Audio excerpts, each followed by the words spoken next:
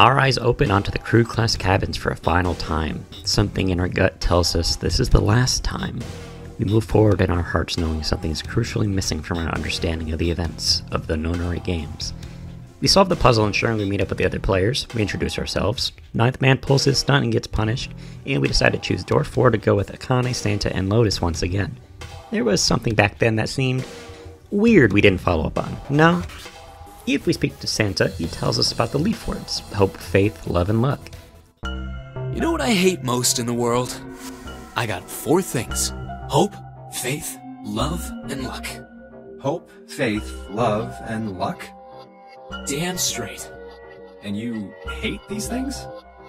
Yeah, you got a problem with that?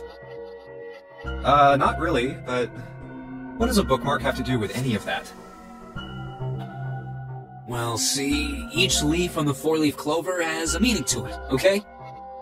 And that meaning is pretty much those 4 words. It's like flower language. Well, I guess it's not a flower, is it? So, leaf language, I guess? Yeah, you could call them leaf words. Leaf words? Hope, faith, love, and luck. The meaning of the leaves on a 4-leaf clover. So, yeah, I want you to take it, okay? Just touching it gives me the creeps. Take the damn thing, alright? Here. Alright, sure. I'll take it. Oh, man, I feel a lot better now. That thing was a real pain, you know? Do you really hate those 4 words that much? Yeah, well, they can all betray you, you know? Hope, faith, love, even your destiny. We'll take the bookmark with the 4-leaf clover pattern on it this time. We also remember that he comments on him trying the stock market lately. We also follow back on Akane's theory about our surroundings and the Titanic having a cursed mummy aboard the ship. We then finish through and make our way to the kitchen, where we will have the conversation in the pantry with Akane about futility and automatic writing, and then make sure to listen to Akane's story about Ice 9 when we're locked in the freezer. Once we're through here and solve this puzzle, we can then meet up with everyone in the hospital room, where we split up and try to find the parts for the red. We lose track of Snake, but since of course we have experienced the safe ending, we know he's currently locked up in the coffin in the chapel, while his body double was killed by Ace with the Nice Man's bracelet. This time we're going to be heading through door 7 for the first time with 7 and Clover. Inside we find the operating room. Clover enters and screams. They catch up with her and find that a mannequin's on the table. Another argument breaks out between 7 and Clover, but Junpei interjects with the fact that they need to get out as fast as they can. We begin solving this puzzle by using our collective knowledge to find the total number of atoms in carbon dioxide, ammonia, and ethanol. Using this we can unlock a chest. This and some color liquids to get the light refracted differently inside the beaker gives us fake body parts, which we can use in the final minigame, as we have 2 fake bodies, John and Lucy. In order to make their bodies balance weight-wise, we must swap each body part between John and Lucy, except for the heart. As Junpei leaves the chemical closet with Clover, he notices that 7 isn't following him. 7 tosses him a bottle of EDT, ethylene diamine tartrate. It's not medicine. I think it's an industrial-strength detergent. Why would they have something like that here? Well, probably to clean stuff up. Clean what up? Fuck if I know. Still, it looks like it's cleaned my brain up. You remember something? Yeah. Well, I remember a story about EDT. Happened about 50 years ago. There was this factory somewhere in America making big old EDT crystals. They were making it to sell as an industrial-strength cleaner, like I told you before. But a year after the factory started up, something strange started happening with the crystals they were building. Water molecules started attaching themselves to the EDT crystals. This made them into a sort of mutation of the original crystals, called a hydrate.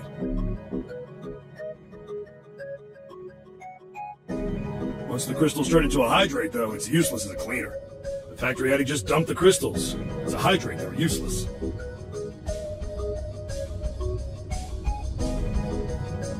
But it didn't end there. After that day, the same thing started happening in EDT factories everywhere, even ones nowhere near that first American factory. They've been making crystals the same way, with the same materials and the same equipment and environment. But now, all of a sudden, every single crystal they formed turned into a hydrate. In fact, ever since that day, no factory anywhere has been able to make a pure EDT crystal. Even in EDT research done years before, they'd never gotten a hydrate. After it happened at the first factory, it just spread. It was like... man, how do you say it? Like the molecules were communicating with one another. Transmitting information in a way humans couldn't perceive. This phenomena spread throughout the world, right? Yeah, that's it exactly. But how did you know? I heard another story, kind of like that one. When? In the freezer? What? The freezer? Yeah, June told me. Ice that doesn't melt at room temperature, huh? That sounds familiar? Yeah, hold on. I feel like I can remember something. It's right there. Do you?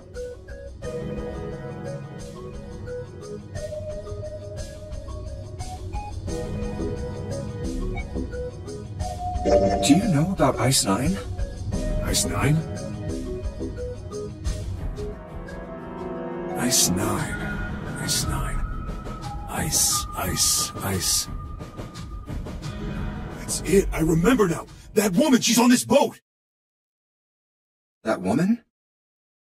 Alice! Who's Alice?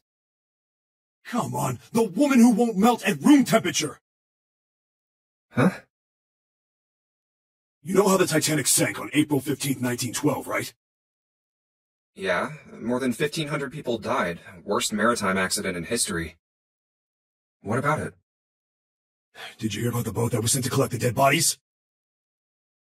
I think that was the RMS Carpathia, right? It was a cruise liner, just like the Titanic. No, that was the ship that picked up the survivors. The ship that collected the dead bodies was the CS McKay Bennett. The McKay Bennett showed up on April 17th, 2 days after the accident. It set out from Halifax, a port in Canada, and recovered 306 bodies. The Atlantic that far north was really cold. It would have to be for there to be icebergs and stuff. Anyway, the bodies they pulled out of the water were frozen solid. This isn't a very nice story. So, what happened next? Well, they say the McKay Bennett recovered something more than just dead bodies. There were various bits of stuff floating around in the water. Things the drowned had carried with them, or stuff that dislodged as the ship sank. One of the things they found was a coffin. A coffin? Yeah, a wooden one. The craftsman who made it must have been pretty skilled. It wasn't just a wooden coffin. It was all wood, no nails, no reinforcements, no gaps in the wood anywhere. The thing was airtight. The crew got pretty curious about what might be inside it and opened it up. They had to get a wedge and hammer it open when they saw what inside, they found a woman. Or, I guess you should say, they found the dead body of a woman. Her hair was thick and black, and her skin rich brown with no blemishes or signs of decomposition. They say that she looked gorgeous, like a goddess. She was obviously dead, but everyone who looked at her said she just looked like she was sleeping. Her skin was so lifelike, she looked like she might wake up any minute. She didn't, though. Like the rest of the bodies they found, she was frozen solid. Eventually, the McKay Bennett finished searching and returned to Halifax. The 306 bodies were unloaded and taken ashore. However, it was warm enough that they began to thaw. They say that the stink was horrible. But there was one body that didn't thaw. And that was... the girl in the coffin. That's right. Everybody thought for sure that she'd melt and start to rot like the rest of them eventually. But weeks passed and nothing happened. Then a month passed, and another. It was summer, and she was still frozen solid. After a while, people started to say she was some sort of miracle. Rumors about her started to spread. People came to visit Halifax from all over. After a while, people started to call her All Ice. Alice. Of course, those rumors didn't last long. Why? Well, she up and disappeared. One day Alice was there, the next day she wasn't. They say someone snuck into where they were keeping her and stole the body. With the body gone, the rumors followed pretty quickly. After a while, no one remembered her. You might be able to find something about her if you could find a newspaper from back then, but that's about it. Wait, you just said that she was on this boat. Yeah, I did. Alice has got to be somewhere on the ship. Now why the hell would you say something like that? Because I know. And just what is it you know? What happened to Alice after she was stolen? Alright, tell me. What happened to Alice? Well, around that time, the word was that there was a special black market in New York. All millionaires from all over the world. I've heard that Alice went up for auction there. The person who won the auction was Lord Dashiell Gourdain. You've heard that name before, right? Lord Gourdain. Oh, isn't he the guy who bought the Gigantic? The Titanic's sister ship? Yeah, that's him. Although I guess he hadn't done that yet. What do you mean? Gourdain bought Alice in 1912. 4 years later, in 1916, he bought the Gigantic. And he hid Alice somewhere on the Gigantic. But nobody knows where. He died in 1931. And apparently he died without ever telling anyone where Alice was hidden. However, what? Well, he did have one close friend who asked him, "Where is Alice?" And he said, "Alice sleeps in a small chamber past the Forest of Knowledge beneath the navel of the Gigantic." What the hell is that? Is it some kind of riddle? Your guess is as good as mine. So that's it. Whatever you think, I believe it. She's hidden somewhere on the Gigantic. In other words, she's hidden somewhere on this ship. Hey! What are you two doing over there? Stop wasting time and get over here! Okay, we're coming. Jeez! Yeah, so anyway, that's the story. It might be useful someday. Don't forget it. Junpei and Seven are about to leave the operating room, and they notice that Clover is not following them. Junpei goes back and finds her next to the mannequin, staring at it. She starts whispering that Snake might be dead and that she's next. Oh yeah. It's in my pocket somewhere. Here it is. A 4-leaf clover.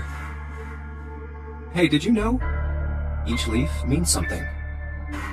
Hope, faith, love, and luck. That's what a 4-leaf clover stands for. Take it. Use it as a good luck charm. Listen to me, Clover. No matter what happens, you can never lose hope. You have to remember what's most important, and that's to have faith and to have love. If you can remember all of those, that'll bring you good luck. Snake, I mean, your brother, he's not dead. He's alive, somewhere. I'm sure of it. You've just gotta believe in that.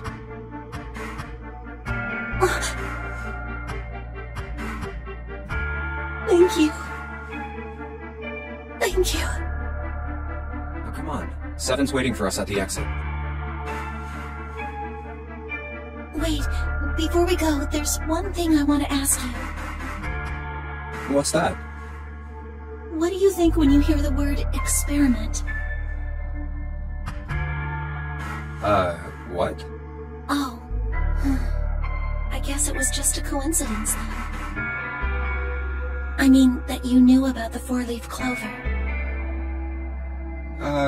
Look, I'm sorry. I don't want to be a jerk, but You are making less than no sense right now. Oh, no. It's nothing. Just forget about it. Oh, don't give me that. You really think I could just drop this? What is this experiment you were talking about?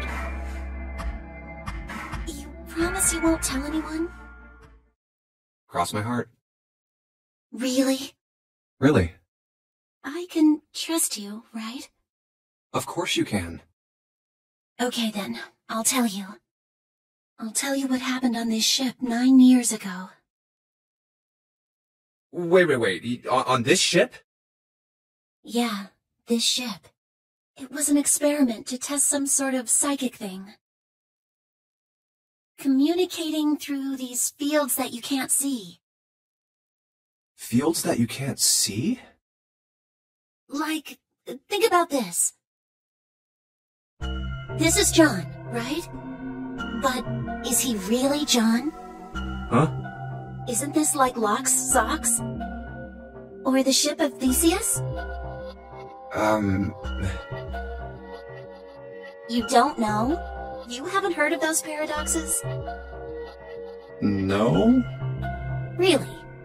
Okay, well pay attention then. This is how Locke's socks works.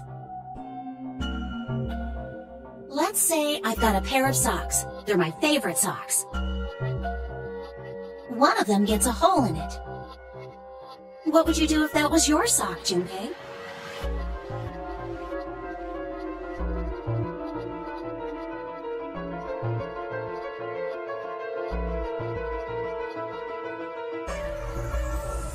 Well, I guess I'd patch it up.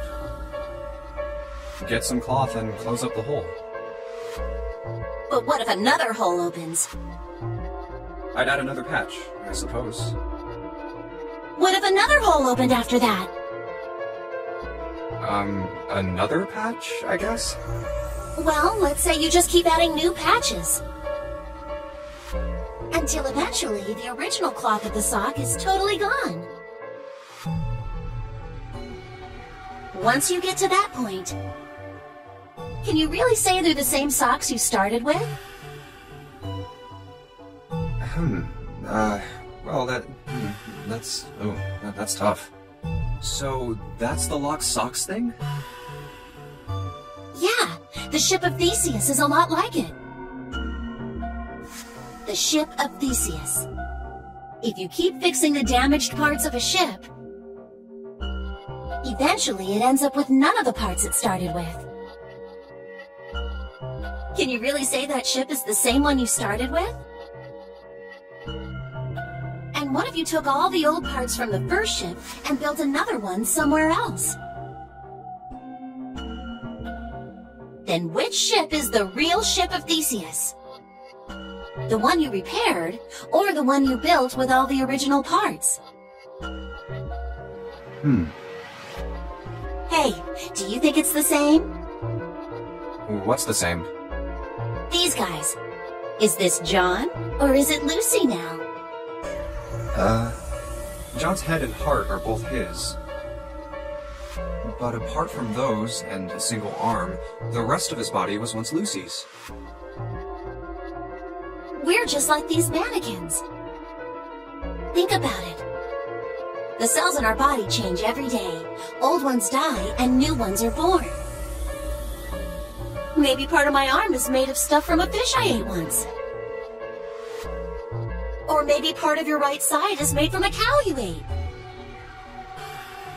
If you take it a little further, those cows and fishes are made from something else too, right? That's how we're all connected. Through fields that can't be seen with the naked eye. Hey, what the hell is taking you two so long? Now, finishing the puzzle, we continue after meeting up with everyone through door 1, with Ace and Clover again. We enter the chart room and we find the pocket watch. Oh, pocket watch. Might I take a look at it? Hey, man. What are you doing over in this room? Oh, I just thought I'd come check up on the two of you. Is there a problem? Yeah, there is. You checked on us. Now get out of here. We split this stuff up for a reason, alright? That's a lie. We didn't have to split up the work. I just want to talk to Clover alone. That's why I sent Ace to the wheelhouse. There's something I want to ask her. And I don't want anyone to overhear us. What was that about? Why are you looking at me like that? Oh, no, it's not like that. What's it like then? I just wanted to hear the rest of that story. I didn't get a chance to ask you about it until now. What story? About the experiment, remember? The one you started to tell me in the operating room? You said something about an experiment that happened here 9 years ago. I'm sorry, but I don't want to talk about that right now. I'm just not in the mood, okay? You understand, right? I keep thinking about my brother. I can't stop. I mean, who would do something like that to my brother? I can't forgive them. I'm not gonna let them get away with it. They're gonna pay for it. I promise. So, Junpei, who do you think did it? Well, if what Seven said was right, then there would have to be at least 2 of them. You need at least 3 people to open the numbered doors, and if you subtract Snake, that means there were at least 2 other people. You're right. So, what does that mean? Well, if we just look at the bracelet numbers, we should be able to figure it out. Who could have opened door 3 with Snake? Well, really, who and who, or who and who? You mean it could have been 4 people? Well, technically it's possible. I don't know. That doesn't seem very likely. Why? I'll tell you later. Why don't we just assume it was only 2 other people for now? Okay, got it. Let's do that then. And who do you think it could be?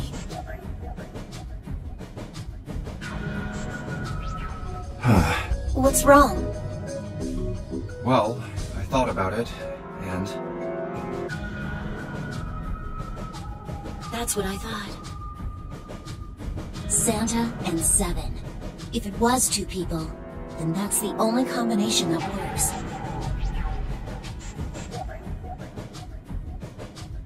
Hey, wait a minute there.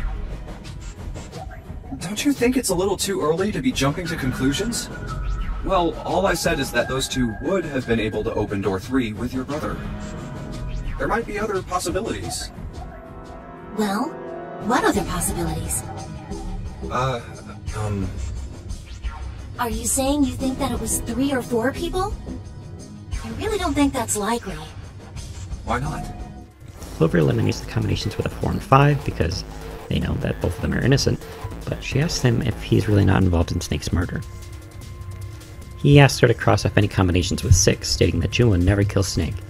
Junpei then thinks about what 7 said about Snake being killed by at least 2 people. He concludes that only 2 people who would open door 3 with Snake would be Santa and 7. He tells Clover the combination and says that was her theory, but she's confused as to why 7 wouldn't have killed her in the shower room if this was true. I mean, I know it's kind of a messed up thing to say, but he kinda has it better, you know? Dying from a bomb going off inside of you, I mean, that's just...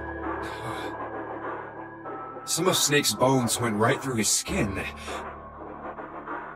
I think the explosion must have thrown him against a wall or something. There was a broken bone just sticking out of his left arm. And... What did you just say? Oh man, I am so sorry. I shouldn't have said that. I really don't know what I was thinking. I mean... No, that's not what I'm talking about. What did you say about his arm? Arm? Yes, his left arm. You said it, didn't you? Well, yeah, I did, but... I mean, didn't you see it too? Of course not. I could barely look at him. There's no way I was gonna see the details. Are you sure it was his left arm? Yeah, I'm pretty sure it was. And he had a broken bone, right? What the hell are you getting at here? Just shut up and answer me! Yeah, he did. It was pretty bad, too. The bone was sticking out of the arm. Clover? What's wrong? Look, I'm sorry if I said anything... Thank you. Huh? What are you... Thank you so much, Junpei.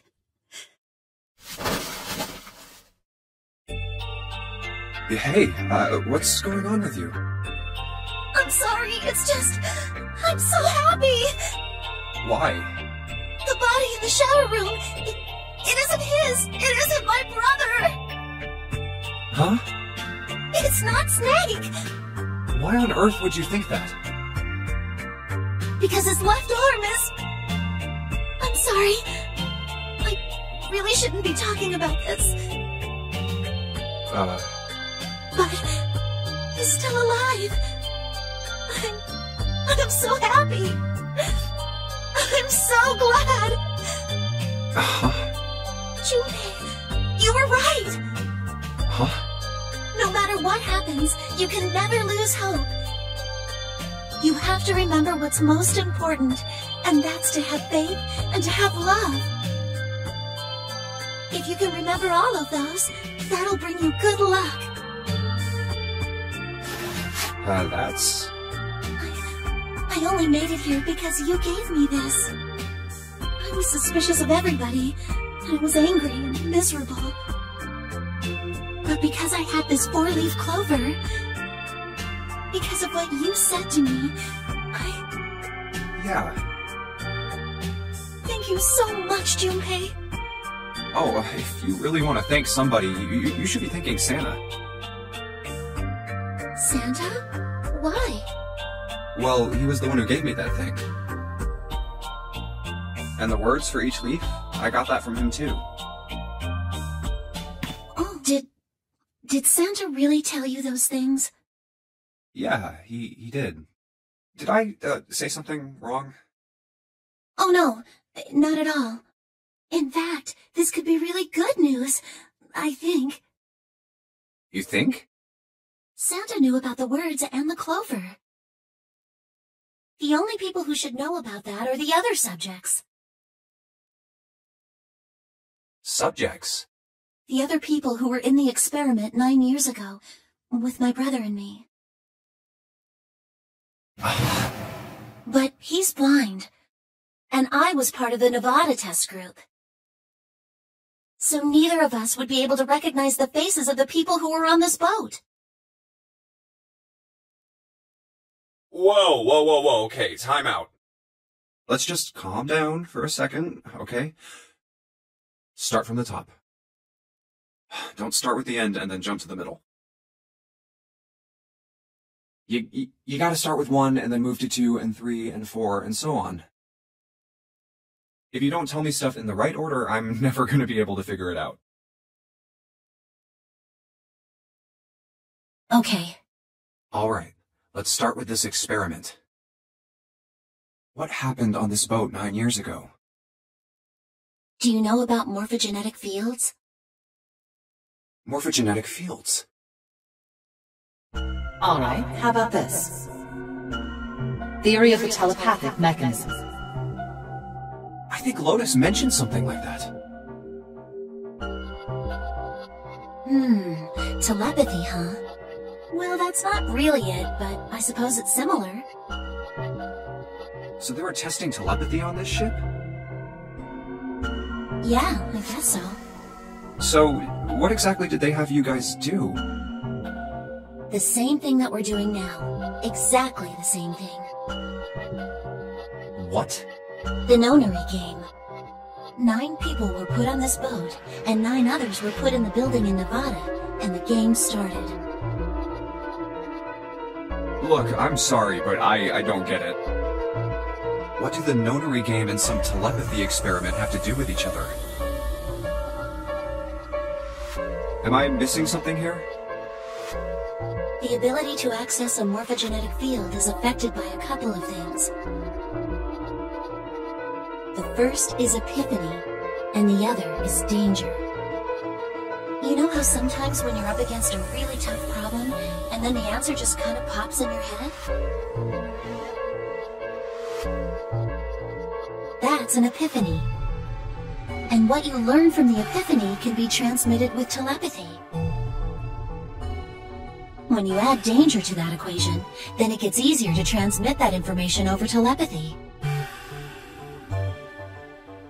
So you're saying the Nonary Game was supposed to introduce that element of danger? Yeah, but it couldn't be just any old danger. It had to be life and death. It had to be life and death. And someone did actually die. A girl. Huh. She was on the boat with my brother. I was in Nevada. I never met her, but I did hear her name. Huh? Her name was... And just as we're about to get some more answers, Ace enters the room, interrupting our conversation. He tells Junpei he'd like to speak with him in the wheelhouse. Once there, Ace takes the 2 and 6 papers from voting, revealing that Junpei manipulated results. Ace says he doesn't care about the ruse, since he still got to go through the door he wanted to, and then slips the pocket watch back into Junpei's pocket. When Junpei obtains the All Ice file, he looks through it hoping to find information, but neither he nor Ace can read it, as it's written in hieroglyphics. Suddenly, a keycard drops out of the file, and it reads Bottom Deck Library on it. Junpei suddenly realizes that this could be where Alice is kept, and tells Ace everything he knows about her history regarding Ice 9 and Dashiell Gordain. Ace thinks for a bit and asks Junpei if he knows anything about CAS, the Cells Alive system. Apparently it's where the body is frozen using magnetic fields, leaving no time for ice crystals to form, safely preserving the frozen object. Ace suggests that Alice might have been frozen by CAS, and that she still might be alive. Even more bizarre, he goes on to say that Alice might have been the dead captain's murderer, as there was no way anyone had access to Door 1 before their group, and that Alice would know all of the secret passages on the ship. He then remembers what Seven told him about Gordain's message. Junpei then realizes the Uranus keycard will give him the answers about Alice. Now, after escaping the room, the three rush down the central staircase to meet up with the other players. An excited June told them that they found Door 9, and full of excitement, they rushed to the elevators. Oh. No way.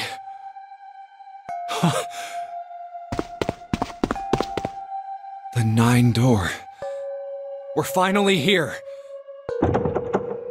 No doubt about it. This is Door 9. Oh, finally! This is the last... Junpei, look behind you. Behind? What? Why? A door and a 9. There's another one? Hey, what the hell? What the hell is going on here? There's a red there too. That means... And of course it won't open. Why? Why the hell are there 2 doors? Come to think of it. What is this room? It looks like it's set up for some kind of ceremony. But what kind? Is that an altar? A coffin? No, it couldn't possibly be. Whoa, hold on a minute. I haven't said anything yet. Nah, I'm against it. I don't want to leave Seven here alone. Then I don't see how it matters. I said alone. Huh? I said I don't want to leave Seven alone. What the hell are you... What? You don't get it? I can't leave just one person. I need 2 more. 3 people, including Seven. I'll be leaving behind 3 people. That's my proposal. No, those are my orders. What do you mean, orders? What the hell makes you think you can order us around? Who the hell's gonna listen to you? You all will. In 3 seconds, you won't have a choice. What? 3, 2, 1. Ah! See? I told you. Huh? What? Why? What the hell is that? The gun's from the other room. What room? One of the rooms behind door 6. I should have known he was gonna do this. I should have taken the gun. Well, it's too late now, fat ass. Damn it! All right, assholes. What are you still standing there for? Get over here and scan those bracelets. I don't have all day. Oh, what's the matter? Your hearing's starting to go? Going senile, maybe?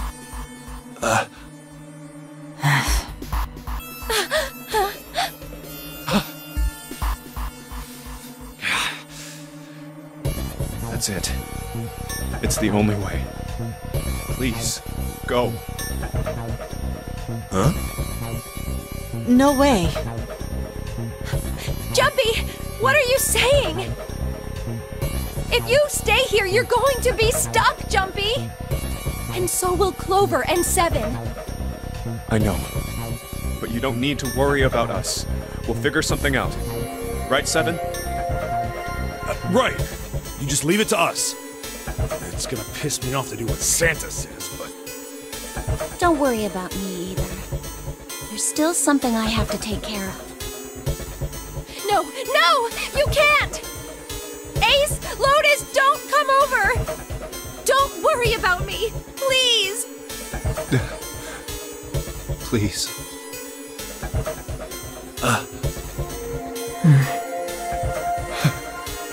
Go. All right. Fine.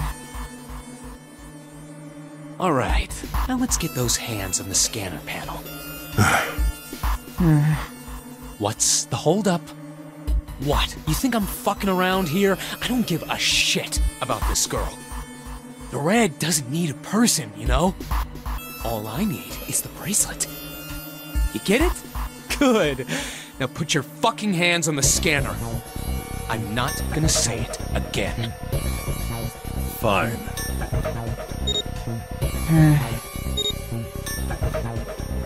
Good job. Now, Lotus, pull that lever. As soon as the door opens, you get your ass in there. Try anything stupid, and you know what happens, right? Damn it.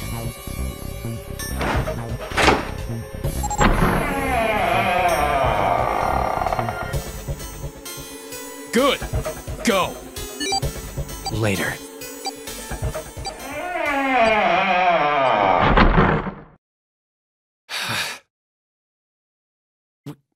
What the hell is that?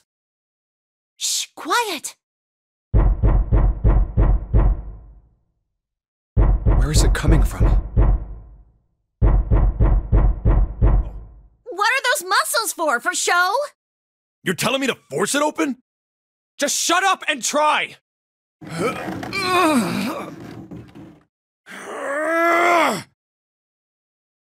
Damn it!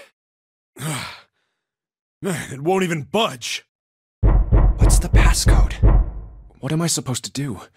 How can we figure it out? I need something.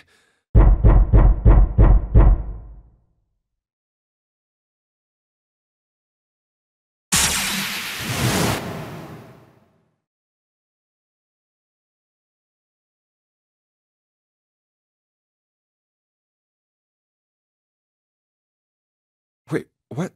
What the hell was that? That voice? Huh? What? What's up? Huh? Oh, nothing.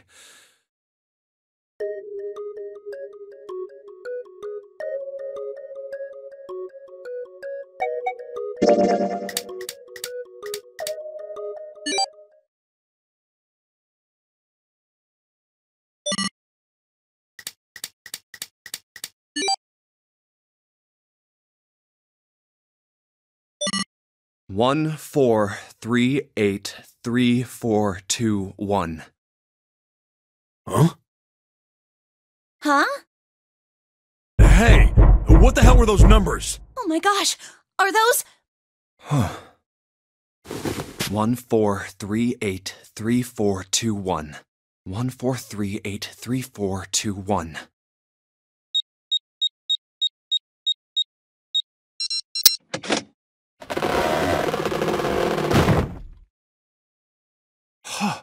No way! What? Why are you...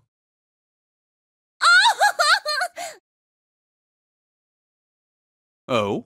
Is that you, Clover? I apologize for worrying you. Snake! You? Why? Junpei? And Seven? Is that you?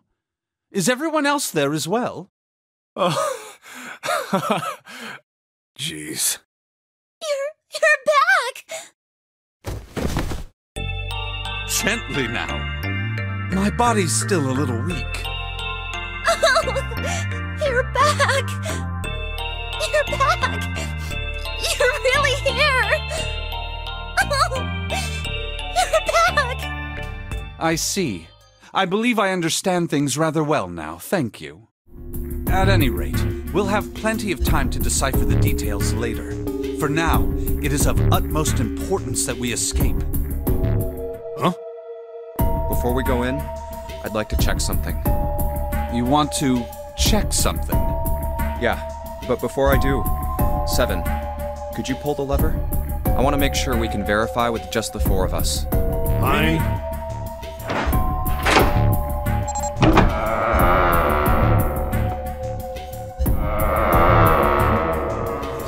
Now, what happens if we add Zero's bracelet? What? Zero's bracelet? Why don't you take it out, Clover? So you did know I had it. That bracelet isn't the number 0. Is that what you're saying? That's right.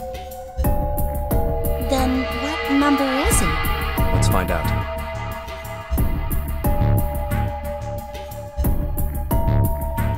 Let's try Snake, me, and Cap. If this combination opens the door, then Cap's bracelet is number 2.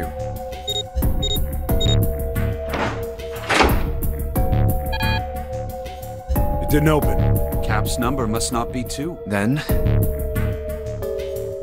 let's try Snake, Clover, and Cap. If this combination...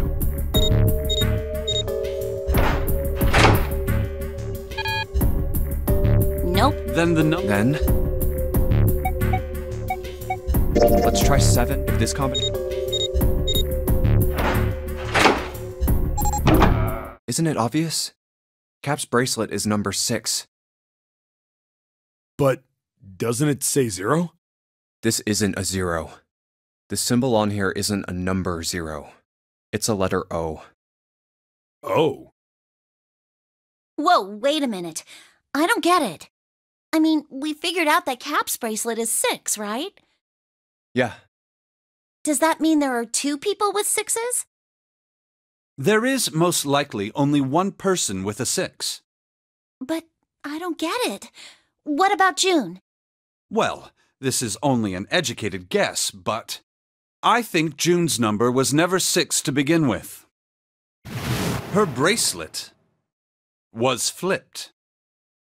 In other words, June's real number is 9. That seems the most likely. Then all this numbered door stuff was just a load of crap? Why would you say that? Because if June is 9, then the numbers wouldn't match up. Here, look. List of all the numbered doors June's gone through. I'll let you know what I'm writing, okay, Snake? And that's everything. I wrote down which door she went into and with whom. And I wrote what all the numbers were. So if you switch 9 in wherever there's a 6, the numbers don't work. If the digital root is 7, then you can't open door 4. If the digital root is 2, then you can't open door 8. Clover, do you notice anything interesting on that list? What do you mean? You're talking about 3, right?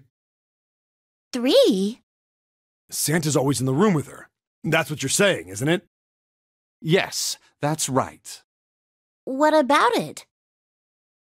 That's quite simple, really. You told me that the first time you came to this room, Santa was the first to refuse to leave June behind. Now, doesn't that beg the question why? Why would Santa do such a thing? The answer is easy. Because Santa can't open door 9 with only 7 in Lotus. Of course, there's only one reason for that. His number isn't actually 3. Santa's real number... 7? Would you be so kind as to modify my sister's equations? Yeah, sure. This is what you were getting at, right, Snake?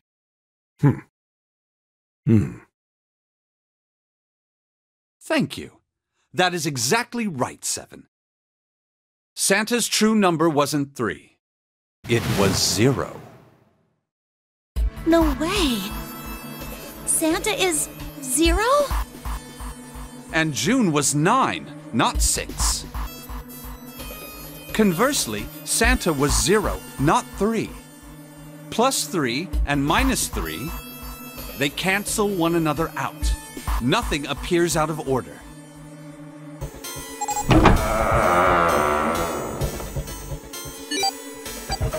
Oh, it's right there. The room they find is huge and is piled to the roof with books on different subjects. While searching through the shelves, Junpei thinks about All Ice, since she should be in the library according to Dashiell Gordine's story. The group finds 3 pop-up picture books that stand out from the rest of the collection, and they also find 3 light bulbs scattered around in random places around the room. And while pondering what to do with them, they find a stand in the middle of the lower floor. After inserting the light bulbs into the machine and the books underneath the lights, there is a projection that says Sheldrake 5. This is, of course, calling back to Rupert Sheldrake as the author of the morphogenetic field theory. While Clover and 7 run off to find Sheldrake's volumes, Snake asks Junpei if he's heard of Sheldrake. Junpei says he has, as Lotus explained it to him back in the second-class cabin. Junpei also mentions that he'd heard tidbits of the morphogenetic field theory from both Lotus and Clover. With a sigh, Snake tells him that he told Clover not to reveal any information about the topic. A frustrated Junpei asks Snake to tell him everything about the experiment, and Snake grudgingly agrees. I suppose I might as well start by telling you why I kept quiet, and why I made sure Clover did as well. To be honest, the explanation is quite simple. Zero told me not to. I had little choice. He didn't walk up and tell me, of course.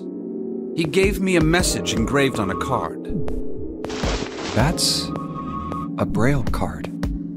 It looks just like the one you showed us earlier. So you had 2 cards? No, only 1. Huh? What do you mean? I thought that card just had some rules for the Nonary Game on it. Yes, it did. And those were the rules I read you. However, they were not the only thing on the card. There was something I didn't read. Well, perhaps I should say there was something I couldn't read. And that was? Tell no one of the events that took place 9 years ago. Tell, and I activate your sister's detonator. It's a threat on our lives. Oh. Well, what about Clover? Did she get a message from Zero too? I don't believe she did. But doesn't it strike you as strange that Zero would shut my mouth, but not hers? Yeah. To be on the safe side, however, I told her it was best not to tell anyone. Still, apparently she told you. What's wrong with her telling me? I figured some stuff out with the things she told me. I mean, it looks like the whole activate her detonator thing was just a bluff. She's prancing around downstairs happy as a clam now that you're back. That's very true. I've decided I can trust you. I've decided to tell you the truth. The chance that Santa is Zero is very high. I feel I can assume Santa doesn't have the time to observe us at the moment. And at any rate, even if he were, I very much doubt he would kill us. Why? Clover told me about the 4-leaf clover, about the words. If he knew about that, then he was in my group during the first experiment. I'm sure of it. He wouldn't kill us. No matter what the situation was.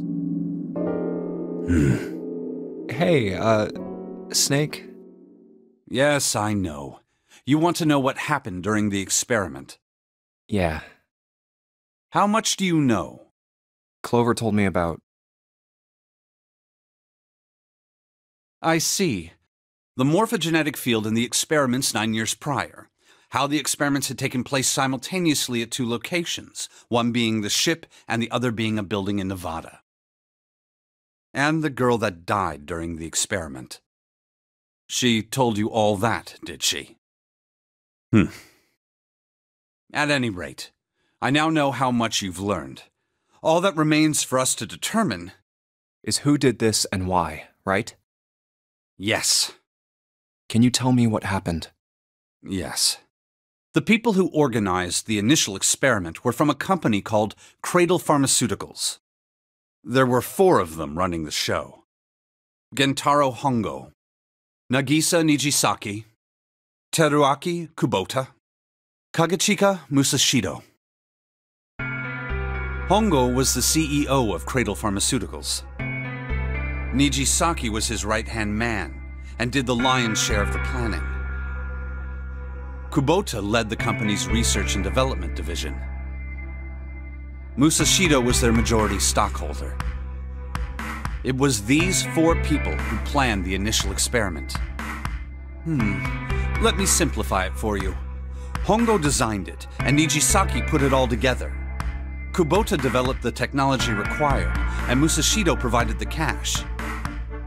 So it's Hongo, Nijisaki, Kubota, Musashido... Of course, more than 4 people were required to conduct an experiment of this scale.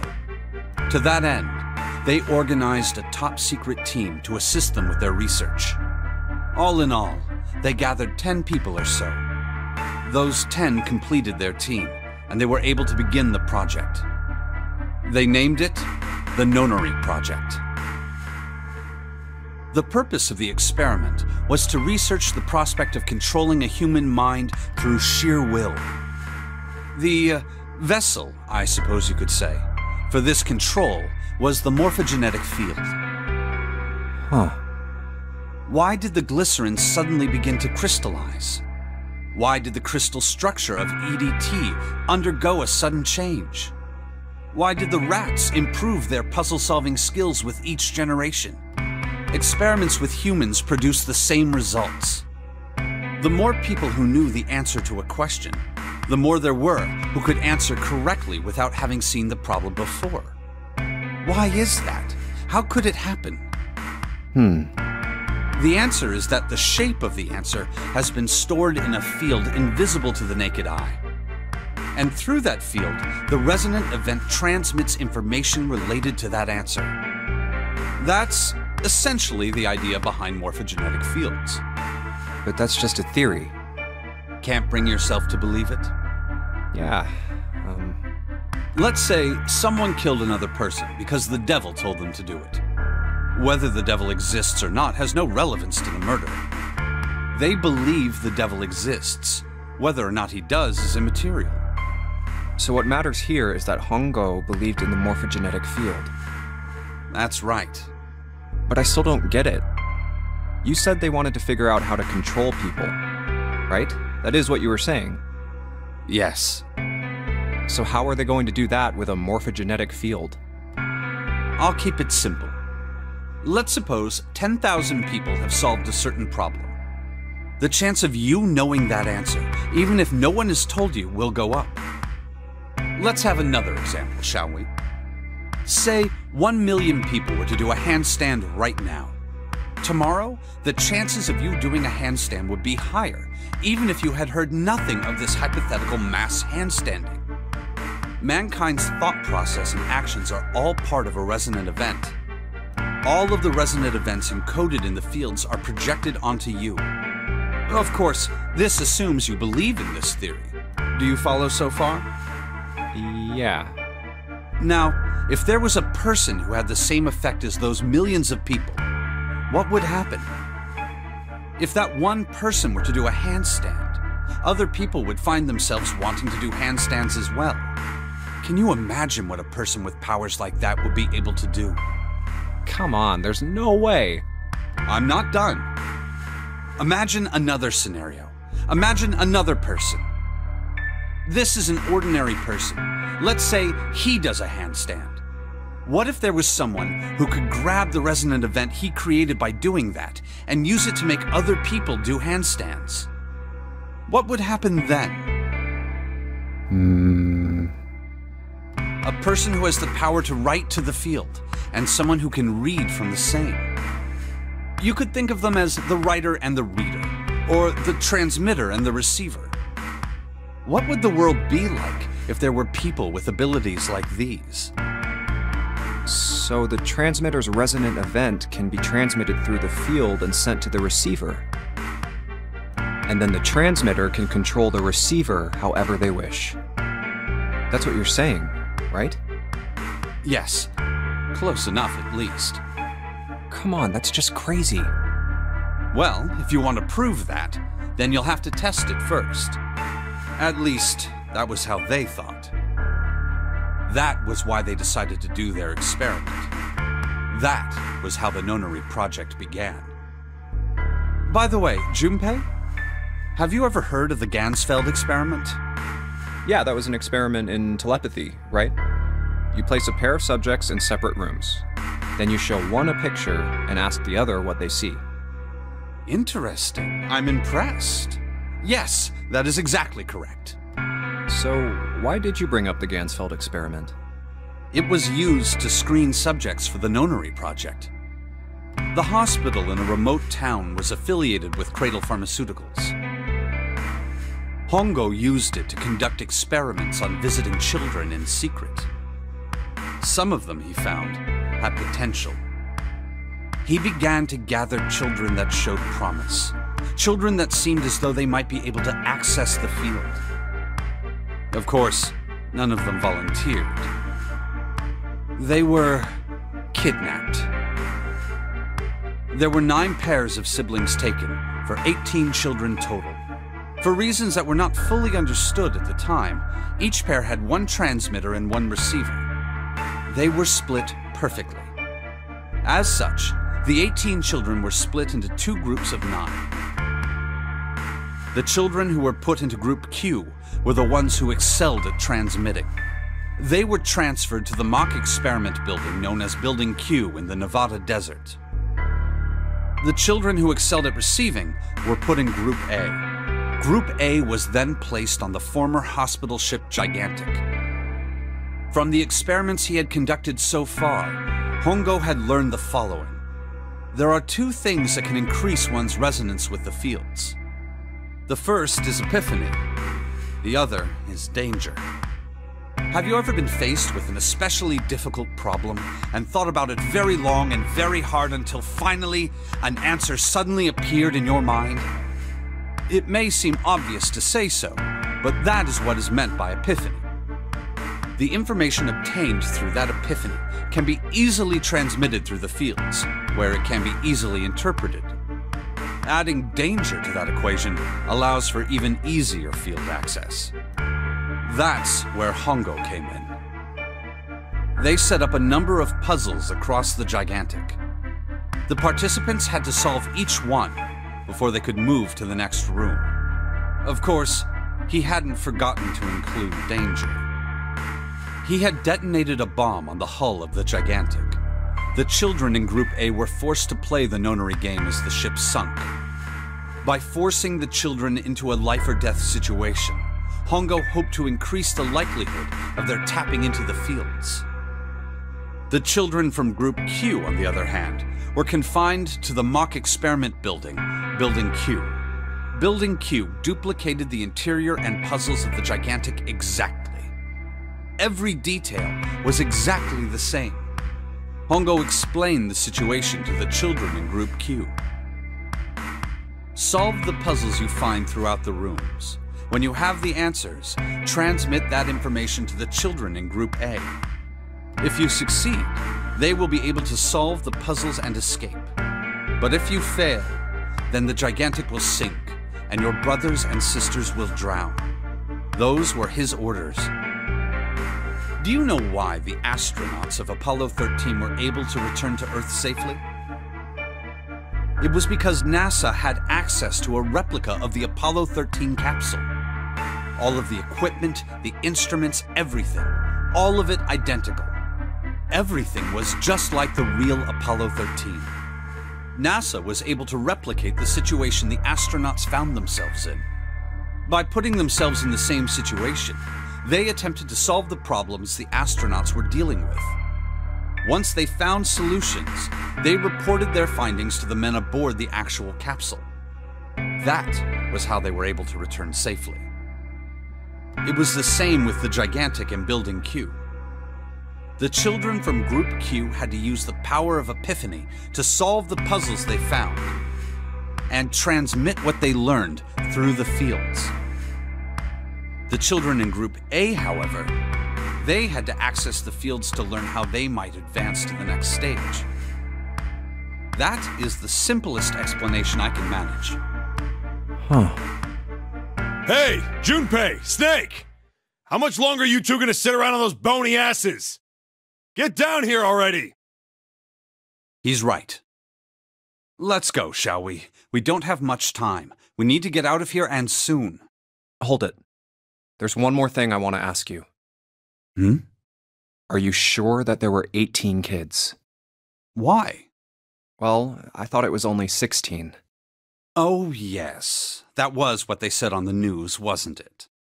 Yes, I have no doubt that 18 children were abducted and used in Hongo's experiment. After all, you couldn't exactly play a Nonary game with any less, could you? Well, yeah, but are you saying that the news got it wrong? Yes, I am. There were 2 more children. However, they had no relatives that I'm aware of. I imagine no one filed a police report when they went missing. They were brother and sister, like Clover and I. The brother's name was Aoi. The sister's name was... Her name was Akane. That was the girl who died. Akane Kurashiki died?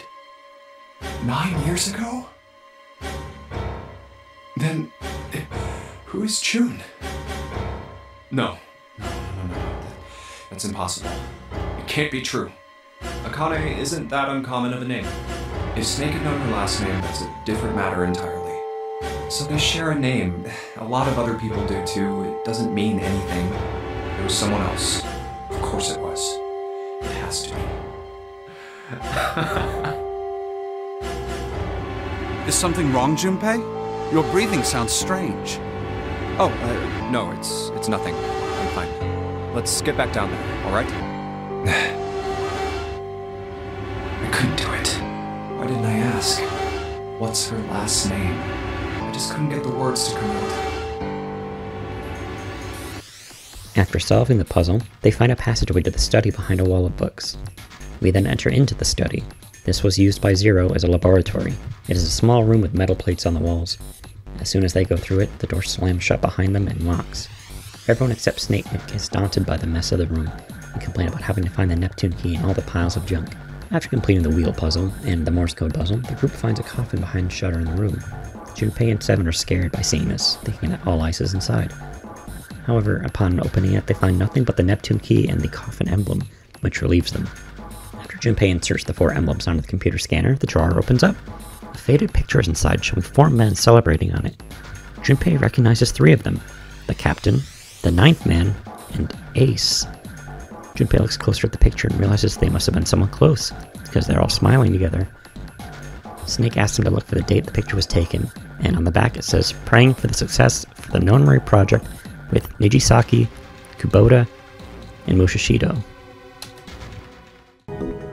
You say Ace is in that picture? Yeah, it doesn't look like it was taken recently, though. Ace, the 9th man, and Cap all look about 10 years younger. Ah, so the 9th man and the man you found murdered in the captain's quarters are also in the picture? Yeah. Is there anyone else? Or are there only 3 people in the picture? I'm afraid I can't see it. No, there's one more guy. He's got kinda long hair, he looks smart but a little cold. He's the only one I don't recognize. What's... Ah, of course. I understand now. Ace was the CEO of Cradle Pharmaceuticals. He was the one who invented the game 9 years ago. He was Gentaro Hongo. Ace is... the Hongo? I had my suspicions from the beginning. Their voices were similar. Too similar to be a coincidence. I could never forget his voice. It was the voice of the devil. I couldn't be sure, though. After all, I had no way to check. I certainly couldn't ask him. Even if I had known, however, I would never have told you. Zero made it quite clear what would have happened if I did. Oh my gosh, I had no idea. Huh? I didn't know that Ace was Hongo. Oh, yes. I suppose you wouldn't have. 9 years ago, you were in Building Q in Nevada. But Hongo was in the Gigantic with us. I know. That's why I didn't know what Hongo looked like. But why? Why didn't you tell me? I mean, I'm your sister, right? You could have told me. I'm sorry. I apologize for keeping this from you. But if I'd told you, Clover, I would have told everyone else. And if you did, then I would have been forced to tell them about what happened 9 years ago. I had to prevent that. Hey, Junpei. You think I could borrow that picture for a sec? Sure. Hongo Kubota, Nijisaki Musashiro. Hongo Kubota, Nijisaki Musashiro. Hongo Kubota, Nijisaki Musashiro. Hey, Seven, do you... Shut it! Just be quiet. I'm this close to remembering. This close. My memory's back! I remember what happened before I got snatched! What? Let me tell you what happened. Like Snake said, Ace is Hongo. From the right, the other three are Musashido, Nijisaki, and Kubota. Musashido was the man with the cash. Nijisaki was Hongo's right-hand man. And Kubota developed the actual technical details of the experiments. How do you know all this? Come on, man, I told you, I finally got my memory back. No, that's not what I mean. I'm trying to ask you why you knew all this stuff in the first place, before you forgot it. You really want to know? Of course. Me too.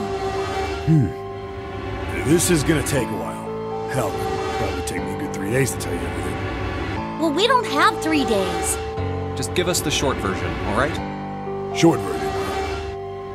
Alright, fine. Give it a shot. No promises, though. I'm a detective. It's a little awkward to say this about myself, but you could probably consider me a lone wolf type. I hold to my own code, because I think doing what's right is more important than doing what you're told. That's why I followed my gut that night. A slim lead brought me to the wharf. It was 9 years ago. The wharf had been cold as fuck, and I could barely see squat. I was investigating a mess of kidnappings, all of them children. It all had one thing in common. A history of visits to one particular hospital. A hospital under the management of Cradle Pharmaceuticals. And my investigation had turned up evidence that Cradle had been involved in the kidnappings. After a little sweet-talking, I managed to finally get a real lead from someone inside Cradle. My source told me this. Tonight, a ship is set to take the children to a large passenger liner docked offshore. So I headed to the wharf. In the shadows, I searched the harbor until I found the ship he was talking about. There was a bunch of movement here. Men in black suits, many of them carrying large bags.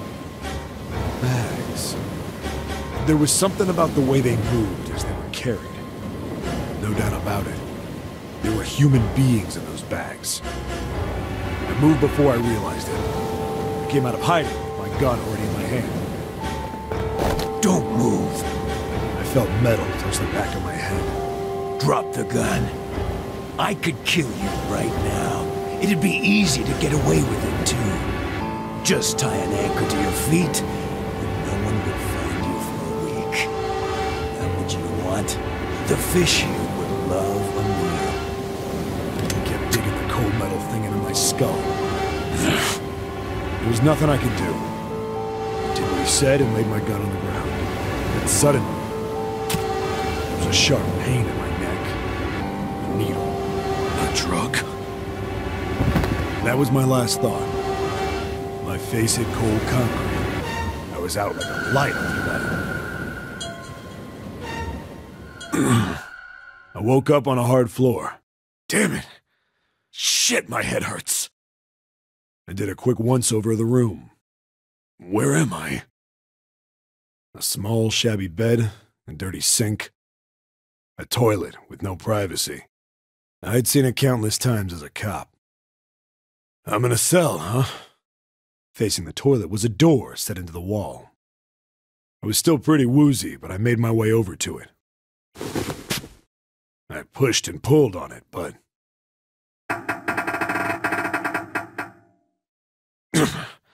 it won't open. Not like I expected much else. Would be dumb enough to put me in a cell and leave it unlocked. Threw myself against the door a few times, but it wouldn't budge. I knew it. I gave up and made my way back to the bed, and sat down. Huh. I sat there for a very, very long time. Who knows how long. Then, I heard a faint voice. The voice was far away. I couldn't understand what it was saying, but I could hear one. It was pretty high, probably a little kid. Huh? No, it was several. I hear 5, or 6, maybe more. Where? Where are they coming from? I pressed my ear to the wall and tried to listen through it. No, that's not it. Left. It's coming from under the bed? I hauled on the metal frame and flipped the thing over. And there it was. The bed had hidden an air vent under it. The hole in the wall was covered by a metal grate. I dropped flat on the floor and peered through the grate. I couldn't see shit, but I knew it in my gut. This was where those voices were coming from. Hold on. Why are there kids here? But then what my inside man told me popped into my head. Tonight, a ship is set to take the children to a large passenger liner docked offshore. Whoa, whoa, whoa. Am I on that ship? It didn't matter. All I knew was I had to get to those kids. I checked out the metal grate. Could I fit? I stuck my fingers in and grabbed it.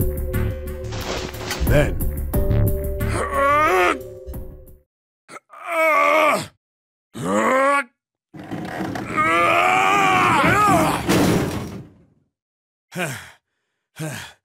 Yeah! How do you like that, you son of a bitch? I finally got the damn thing off. Sweat was dripping down my face, so I wiped it off and crawled inside. The first bit or so was tight. I had a wriggle on my belly. Wind up eventually, and there was space for me to crawl along on my hands and knees. I went from crawling like a worm in dirt to skittering like a bug. Couldn't say it was much better, but I'd take what I could get. And when I'd been in the thing long enough to start wondering where it'd take me, a massive sound nearly scared the piss out of me. It was like a heavy metal door had just been slammed shut. Then, there was a voice.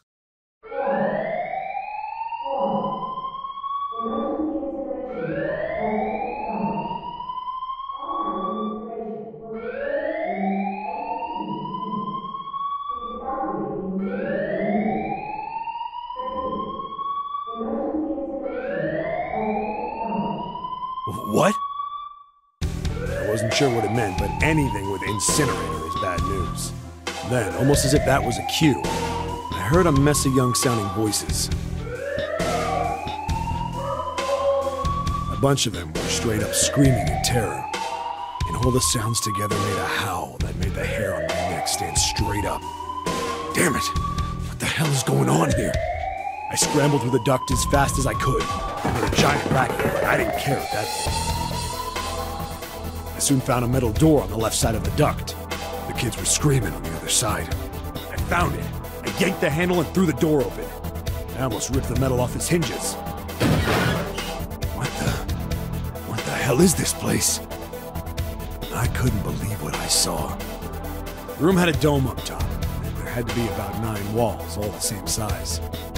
Up in the ceiling was an upside-down funnel, almost like a chimney. I looked down. There they were, the kids I'd been searching for. They all gawked up at me, suddenly silent, for the moment, from surprise and fear.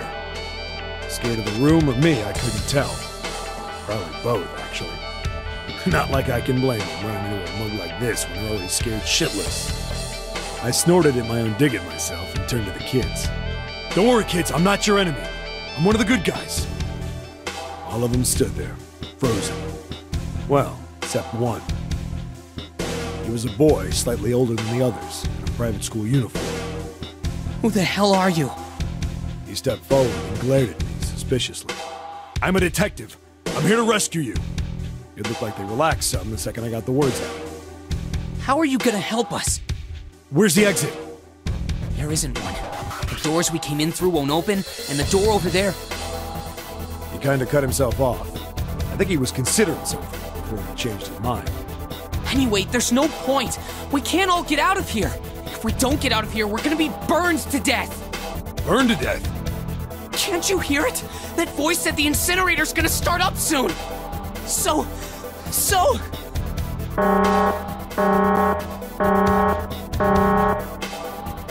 The voice spoke again. Incineration will begin in 15 minutes. They only had 15 minutes. I looked back down at the kids. Looks like a good 20 or 30 feet to the floor. No way I could pull them up. Too big of a distance for any of us to reach. What the hell was I gonna do? But then I got an idea. Wait right there! I'm gonna be right back! What? Where is he going? Are you just gonna leave us here? They just got frightened again. I'm not the best at that kind of thing, but I tried to reassure them with a smile. Don't worry, alright? I'll be back, I promise. So just stay calm and wait right there. Got it? I didn't wait to hear them respond. There wasn't time. I had to hurry. Well, as fast as a guy could on his hands and knees. Didn't take me long to get back to my cell. Still no way out of it, but I had a plan. I needed something from the room. When I got it, I dove back into the hole and took off towards the incinerator. Then... Sorry to keep you waiting, guys. I tipped out the doorway and dropped down the rope I brought with me. Back in the cell, I'd torn the bed sheets into strips and tied them together to make a rope. It was sloppy, but it got the job done. Alright, just tie that around yourself, okay? I'll pull you up one at a time. Right! Huh. Wait a sec. Something's wrong. There were more of you before. Where'd the rest of you go? The boy in the uniform answered. I let them go on ahead. We opened the number 9 door and they left. What? You're telling me you opened that door? That's what I said! Then what the hell are you doing here? We couldn't go with them. Why not? Look, the only people who can go through the numbered door... He was in the middle of explaining when...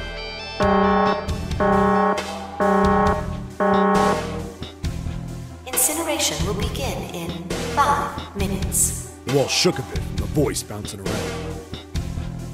Look, that can wait, all right? Just get us out of here! Right! I grabbed onto the rope. First one I pulled up was a girl with a ponytail. Next was a girl with a red necktie. A boy in a jacket came after.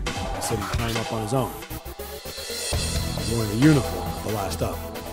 Like the other kid, he climbed up the rope himself. He looked pretty scrawny, but I guess he was stronger than he looked. He moved fast, but when he was almost to me, we heard some knocking. Everyone looked at the door. It had a thick, square window set into it. On the other side, an angry face was staring in. God damn it! What's going on here? Why is the room empty? Where the hell are those fucking kids?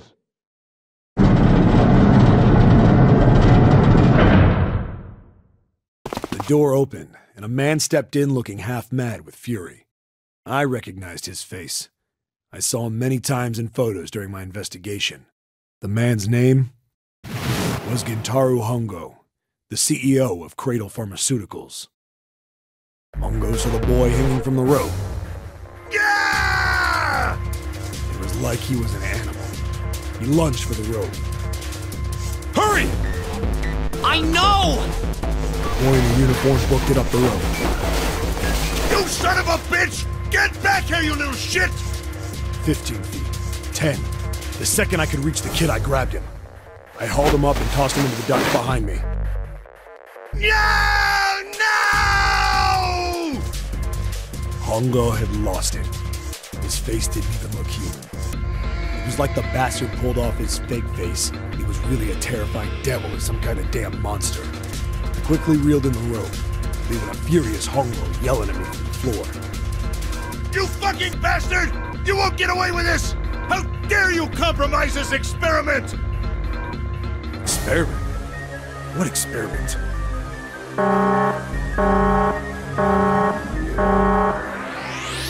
Incineration will begin in 1 minute. Hey, old man! What the hell are you doing? Hurry up! The boy in the uniform was trying to get my attention. I may have thrown a salute in the raging asshole's face before I closed the door behind me. I wanted to go back to the cell, so we went down the other direction instead. After about 30 feet, we came across another duct on the left. This one was heading down. Everybody nodded and took turns sliding down it. The duct emptied us out into a narrow hallway. There was a door on either side. The one on the left was a normal double door. But the one on the right was familiar. It had black and yellow stripes, and a device next to it on the wall. The plate on it read, Incinerator. Incinerator? Yeah, that's where we were. It was the girl with the red tie who answered me. We were inside an incinerator? Yeah, Hongo might still be there. It looks like it's been shut off, though. Wait, what? If he's still in there... Yeah, that's not good. That meant we're better. We gotta get out of here. Go to the other door, hurry! The kids started running, and I was close on their heels. On the other side of the door was a large spiral staircase. Run! Didn't need to tell them twice. Up and up and up. Feet pounding the steps. Our arms pumping fast. Round, round, round. The devil was on the tail. The stairway kept going. We passed a couple of landings, and the boy in the uniform suddenly spoke. Something's up. Akane's not catching up to us. Akane? My kid sister. The girl with the red necktie. Akane. It's strange. I didn't remember seeing her on the list of missing kids. Hey! Akane! He kept his hands around his mouth and yelled. Maybe we outran her. The boy in the uniform skidded to a stop. I stopped too. So did the other two kids. When did we do that? Well, we passed a couple big rooms on the way here. Maybe she took a rest in one of them? No, that's impossible. Sorry, Grandpa. You keep going. I gotta go look for her downstairs. He turned to go. Hey, kid, wait! God damn it, I said wait! I don't think the kid even heard me. Fuck! I spun around to the boy in the jacket, the girl with the ponytail. I'm going after him. You two keep going, all right? Got it? The girl nodded and ran up the stairs. But the boy... I'm going with you. I didn't have time to argue. I just nodded and took off down the stairs. I could hear him following me. He ran all the way to the bottom floor, calling for her. Akane was nowhere to be found. God damn it, where the hell did she go?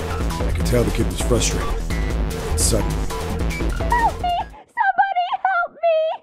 We heard a girl's voice. Akane! The boy in the uniform threw open the door and leapt into the hallway by the incinerator. We rushed in after him. I couldn't for the life of me believe what we were seeing. That bastard Hongo had Akane by the arm and was forcing her into the incinerator. Come on, goddammit, move! No, I don't want to! Let me go, please! Let go of me! She planted her feet squarely on the floor and was struggling to get away. Hongo was bigger and stronger.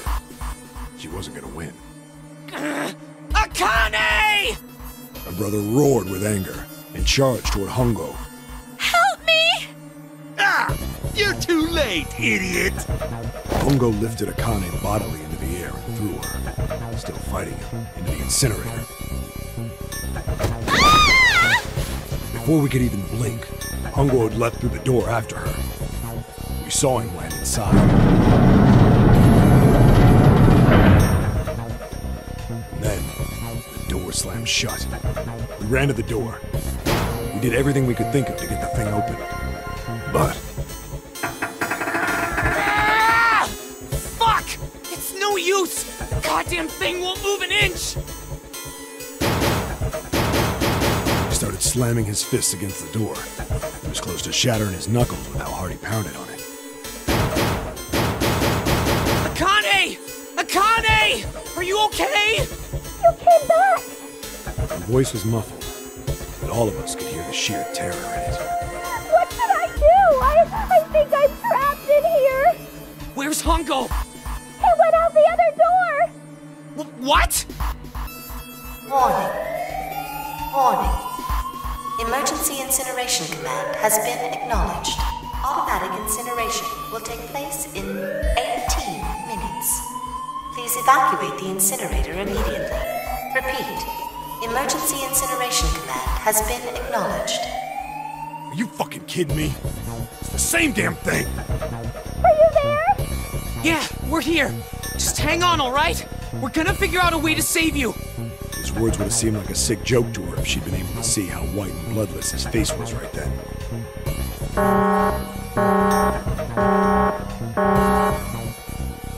Incineration will begin in 17 minutes. Please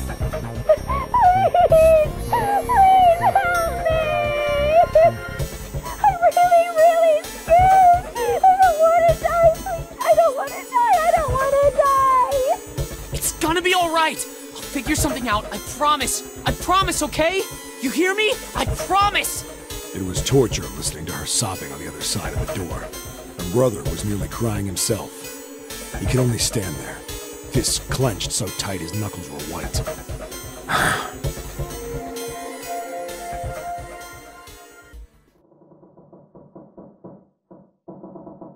What happened then? Come on, man. Put yourself in my shoes. It doesn't end good. You think I want to remember that? Then... Yeah. Shit. If I'd known it was gonna be like this, I almost wish I hadn't remembered. Hey, are you sure? Huh? Look, I don't want to ask this either, but there's something I don't get. So if you could just tell me, did that girl, Akane, really... Yeah, I'm sure. There wasn't anything we could do. After a while, the countdown ended, and we heard something... burning. The fire stopped, but we still didn't move. Me and the jacket kid were frozen. The boy in the uniform collapsed as if he couldn't hold himself up anymore. A few minutes passed. The door opened. The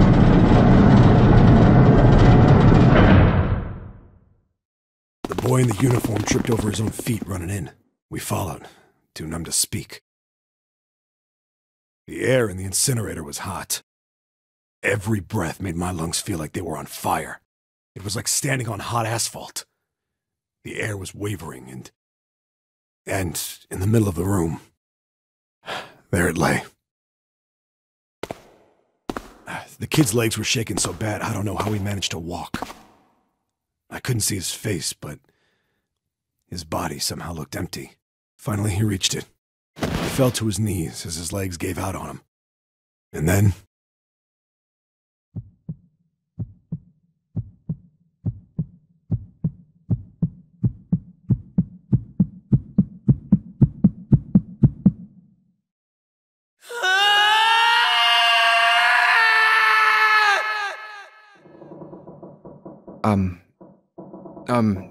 Can I ask you one more thing? What's that? The girl, Akane. What was her last name? What does it matter to you? Just tell me, okay? Please? Kurashiki. Her name was Akane Kurashiki.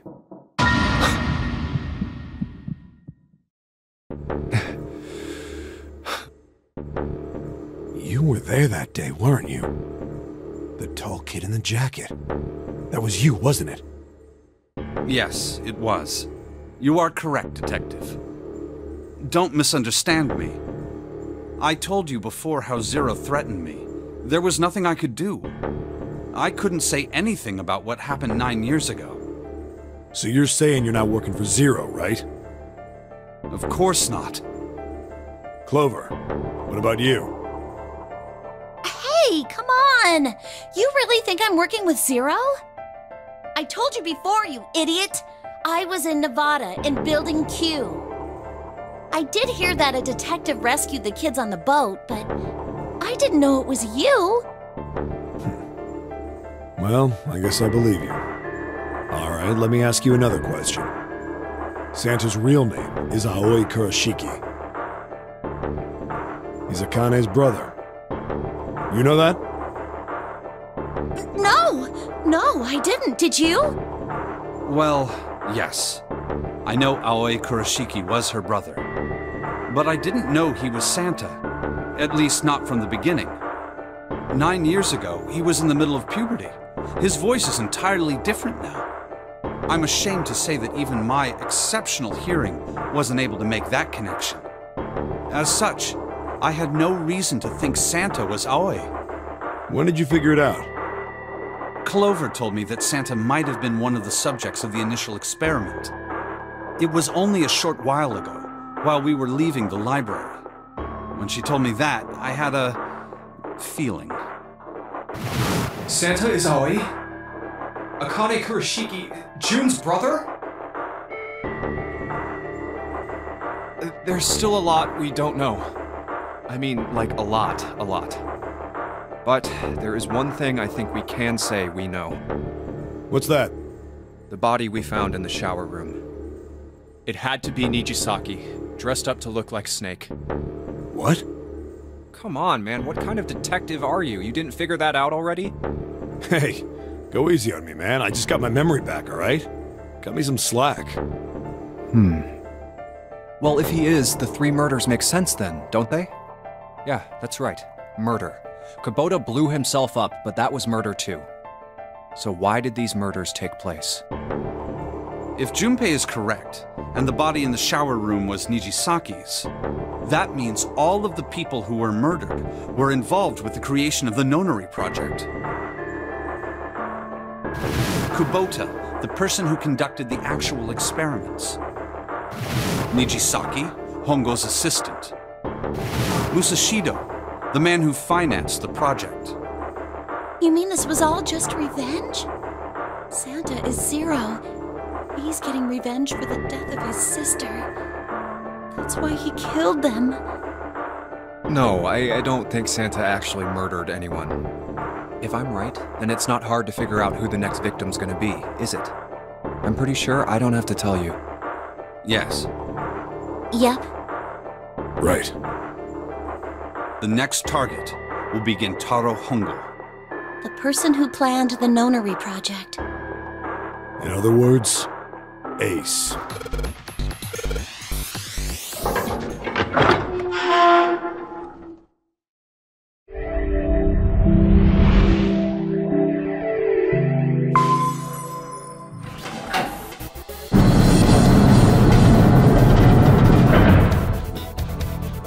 Let's go!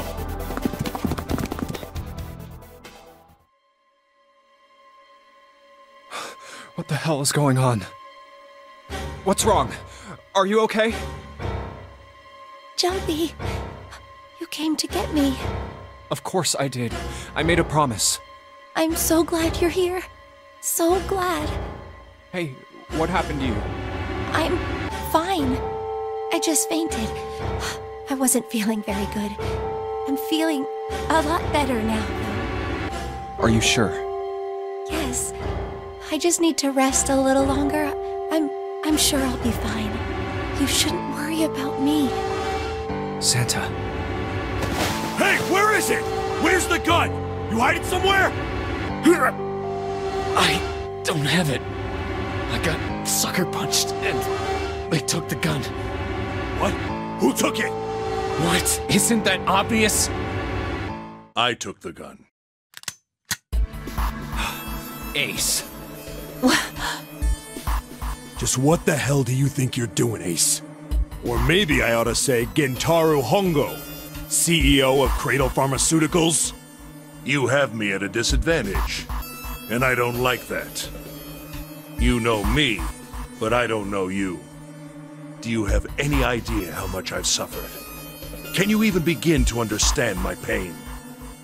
The pain of prosopagnosia, right? Another irritating insect.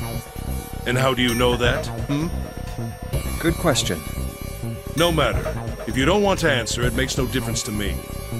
This is a waste of time anyway. It's time for me to go. First is 1. Give me your hand. 8. And with this, 9. The 9th man. Kubota's bracelet. I believe I've won this game. I've had quite a time playing with you. I must thank Zero, I suppose. Wait, what? Ace doesn't know who Zero is. What the hell are you planning, Santa? At any rate, this game ends now. I will escape, and the rest of you will have a slightly less pleasant ending. I suggest you enjoy your final moments. Goodbye. Wait! What? Why isn't it opening? One more time. Now open!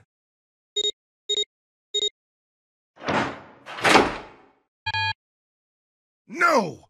What is this? Why?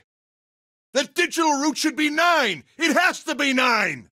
Then why? Why isn't it opening? Now! No!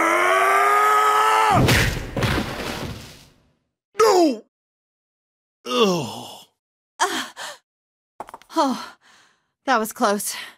Too close. Thank you, Seven. Don't mention it. Just one punch ain't enough for this piece of shit. After what he did 9 years ago, I ought to rip him to pieces. But if a suspect can't talk, they ain't much good. Once he's locked up in a cell, we're gonna have a little chat. 9 years ago? Then you must be... Yeah, you finally figured it out, dumbass.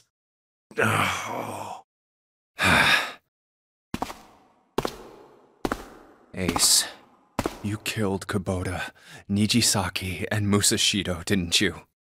Wait, Nijisaki? Oh, right. You don't know yet. All right, we'll just go through them in order then. Let's start off with Kubota. You talked to Kubota and managed to convince him to go into door 5 alone. You killed him without making it look like you killed him. The way I figure it, you had 4 motives. 1. In the Nonary game, the number 9 is dangerous. Whoever had the 9 bracelet could join whatever team they wanted. Adding 9 to any number doesn't change the digital route, which means that number 9 could do whatever they wanted. You wanted to remove that threat as soon as possible. 2. You wanted the number 9 bracelet for yourself, so that you could make use of its power. In fact, you did use it in the murder of Nijisaki. 3. Even if his number hadn't been 9, Kubota was a problem. He knew your past. He knew what had happened 9 years before. You needed to silence him before he told anyone. 4. But last, and perhaps the most disturbing, you used Kubota as a test. You wanted to know how serious this Nonary game was. Was it truly life or death, or simply a harmless prank? You convinced him to break the rules so you could see what would happen. That was why you killed Kubota. But he was only the first. Next was Nijisaki. While everyone was off looking for the missing parts for the Reds, you ran into Nijisaki near the big hospital room. However, because of your prosopagnosia, you didn't realize he was Nijisaki. Chiefly because, when you met him, he was dressed like Snake. That was why you thought Nijisaki was Snake. No, that's not... That was Nijisaki? Why? How did... I'll get to that. Anyway, you thought he was Snake. Snake was one of the kids in your experiment 9 years ago. You remembered him because he was the blind kid. But his presence made you think. Snake was one of my subjects 9 years ago. He probably hates me. But if that's true, why isn't he saying anything? Is he keeping quiet because he can't see? Or perhaps he's working with Zero to get revenge on me. Whatever the reason, anyone who knows my past is a threat. Before he tries anything, I need to get rid of him. That was when you decided you had to kill him. The murder weapon was Kubota's bracelet. You just waved it over the red. Verified your own number and then grabbed Nijisaki's arm and forced it over the scanner panel. Then, when the door opened, you kicked him in. 9 seconds later, the door closed. And then 81 seconds passed. And poor Nijisaki was dead. And you mean to say... Snake is still alive? Sorry to disappoint you, but I'm as good as new. Thank you for killing the wrong man, but I can't say I like knowing that you wanted me dead.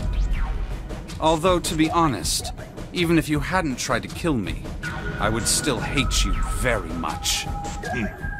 Well, I wouldn't blame you. Last but not least, let's talk about Musashido's death. When Clover and I were investigating the chart room, you came over to talk to me. Do you remember what you said? Oh, a pocket watch. Might I take a look at it? I handed it to you, and you left the room. You had been in charge of the Nonary project. Of course you would have known the solution to every puzzle. Which would mean that you also knew how to get out of the wheelhouse. All you had to do was place the watch in the indentation on the door to unlock it. With the door open, you could enter the captain's quarters. Musashido was there. Conveniently placed next to him was an axe that practically begged you to kill him with it. You picked up that axe and buried the blade deep in the other man's chest. One blow was all it took. And then you returned to the chart room as if nothing had happened. There was something I wanted to speak with you about, Junpei. Could you come with me for a moment? I had no reason to say no, so I followed you to the wheelhouse. When we stepped inside, remember how you slipped your hand into my vest? You pulled out a piece of paper, the one I used to cheat during the vote. But that wasn't really what you were after. Your true purpose had been to slip the watch into my pocket. It wasn't a very good plan. Had way too many holes, and someone saying the wrong thing could have brought it all down around you. You must have been desperate. But what made you willing to risk it all to do it? Ace. Musashido's murder is the only one I don't understand. You obviously did it. But why? Because of this. What's with the paper? Just read it. Let's see. Number 1. There are 2 ways you might survive this ordeal. The first is to win the Nonary Game. The second is for you to confess your sins of 9 years past. I have prepared a camera in the captain's quarters. The images captured by that camera will be streamed through a satellite and distributed across the world. Simply look into the camera and repent. Once you have confessed everything, I will release you from this ship. To make your confession more credible, I have left you a witness in the captain's quarters. Perhaps he will confess with you. The decision is yours. Do as you please. Zero. When I awoke in that room on D-Deck, I found that in my pocket. That was why I chose door 1 when we voted. If I went through that door, I knew I could get to the captain's quarters. As you said, I knew how to enter the wheelhouse. My plan was to find the pocket watch before anyone else. If I could, then my alibi would be set. At least, that was the plan. Unfortunately for me, you got to it first. That sleight of hand was the best I could manage on short notice. You meant to kill him from the beginning, then? Musashido, I mean. I only knew Musashido was the witness after I reached the captain's quarters. I asked him, and he answered. He seemed groggy. Perhaps he had only just awoken from sedation. I suppose Nijisaki was in much the same state. He seemed confused and disoriented when I encountered him. But yes, you are correct. I intended to kill him from the beginning, even though I didn't know who he was. I proceeded to the captain's quarters in order to remove this so-called witness. Ace, you figured it out, haven't you? You were being manipulated. Yes, so it would seem. I was little more than a puppet, in many ways. Everywhere I went, everything was already prepared. The Reds in the large hospital room were dismantled. Nijisaki was dressed like Snake. There was an axe in the captain's quarters. Musashido was delirious from the anesthetic, so he couldn't fight back. Nijisaki as well. In retrospect, I can't understand how I could have fallen into such a simple trap. But yes, this was a trap. It was Zero's trap. And I fell for it, hook, line, and sinker. I did everything he wanted me to do. Yeah. By manipulating you, Zero was able to kill 3 people and keep the blood off his own hands. All of this was revenge for what happened 9 years ago. That's why this Nonary game happened. Am I right, Santa? Huh? What the hell are you talking about? I don't know any... Ain't no point trying to play dumb anymore, Santa. Actually, I guess I should call you Aoi Kurashiki, huh? My memory came back to me, kid. You're Aoi Kurashiki, no doubt about it. Never thought I'd be back in this room talking to you. But hey, I guess this was all part of your plan, right? After all, the person who planned the Nonary game this time around was Zero. And Zero's you. Looks like you really do have your memories back, huh? Well, I guess there's no point in hiding it then, huh? Yeah, you got me. I'm Aoi Kurashiki. I was one of the kids in the Nonary game 9 years ago. I made it out. So did Snake over there. But there's one thing... No, I guess there's 2 things you got wrong. Number 1, I ain't Zero. What? Wait, what? Sure, I was helping Zero out, but I'm really more of an assistant, like a secretary. But an assistant's only an assistant. I didn't come up with all this. All I did was follow Zero's orders. Then, if you're not Zero, who is? Calm down there, Junpei. Didn't I say 2 things? You made one more mistake. Junpei, you just said, all of this was revenge for what happened 9 years ago. That's why this Nonary game happened, but that's not it. Revenge isn't the only purpose. There's another reason you guys were playing the Nonary game. To save someone. Save someone? Right. You were brought here to help my sister. To save Akane. What the hell are you talking about? Akane Kurashiki died 9 years ago in this room. I was there. I saw...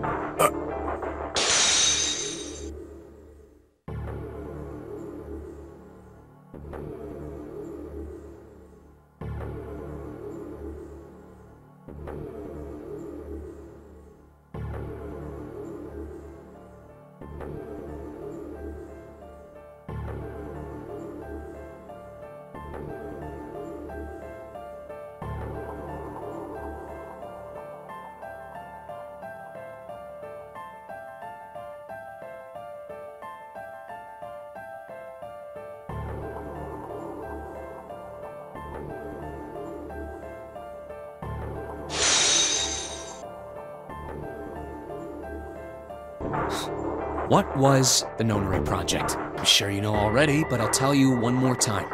It was a project designed to test a particular phenomenon. And what was that phenomenon? For two organisms to communicate with one another in the absence of physical contact. The morphogenetic field theory. Could human beings use these invisible fields to exchange information? That was what this experiment was conducted to determine. There were two separate locations.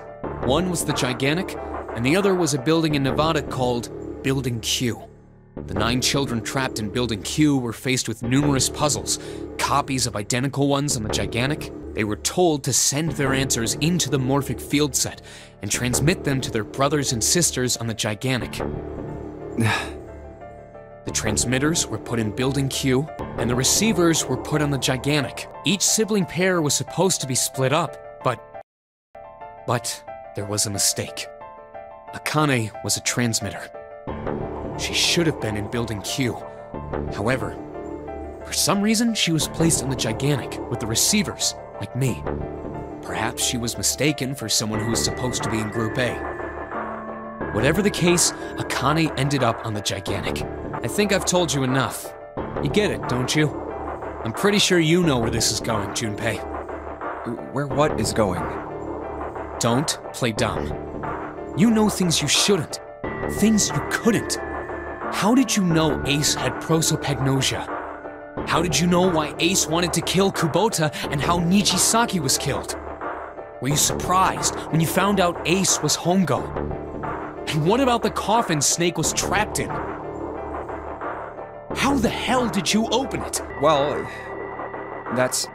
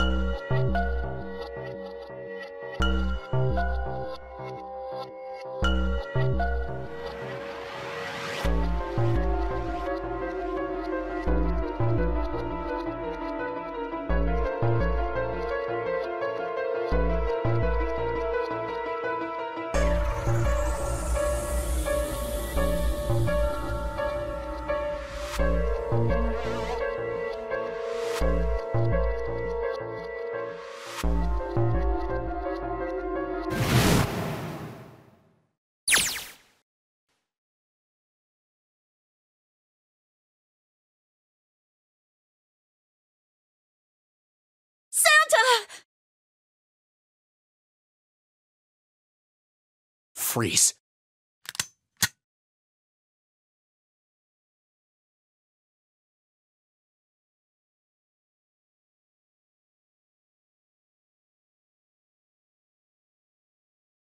Get up.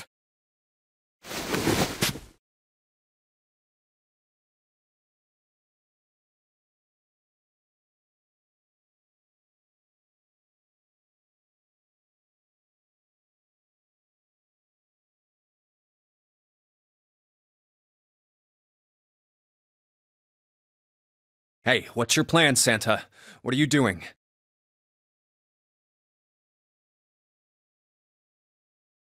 Didn't I tell you?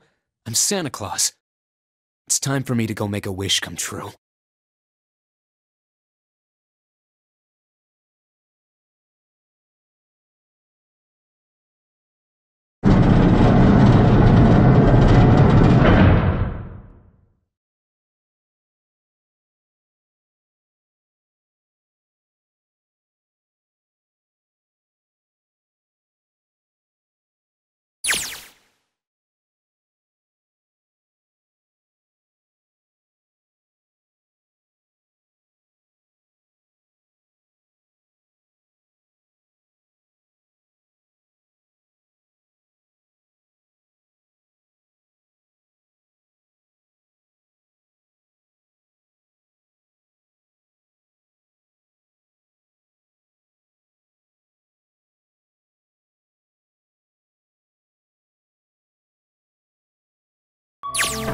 Come on, over here!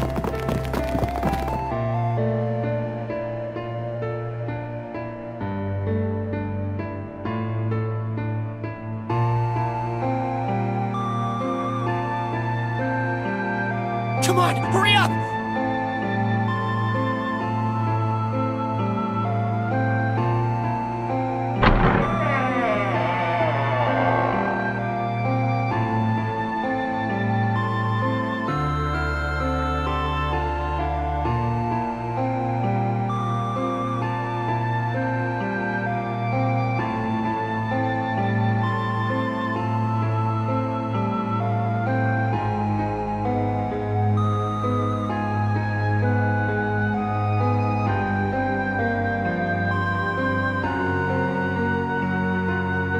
Hello? Everyone? Could you come over here for a moment?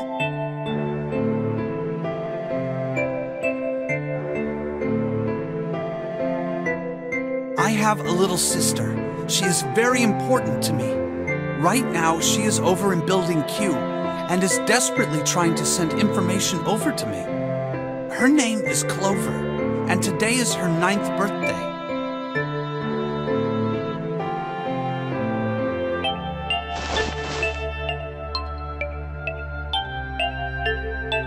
I was going to give these to her as a birthday present. I was outside picking them when I was abducted. I'm sure I've already told you, but I am blind. For a man who can't see, collecting 9 of a very specific plant is, well, it is difficult. But my sister means a great deal to me, and I hope that these would show her how much I cared for her. Since it's her 9th birthday, I thought 9 4-leaf clovers would be appropriate. Every one of you has a brother or a sister in Building Q with Clover. For their sake, we have to survive. We have to get off this ship. Do you understand? If we're going to do that, there are 3 things you have to remember. We need trust and love, and we have to have faith in one another. If we can take all 3 of those to heart, then I promise that good luck will come our way. Did you know that the leaves on the 4-leaf clover mean faith, trust, love, and luck? Those words are leaf words. So if you believe what I've told you, and you understand, then I want you each to have one of these. They're a promise between friends.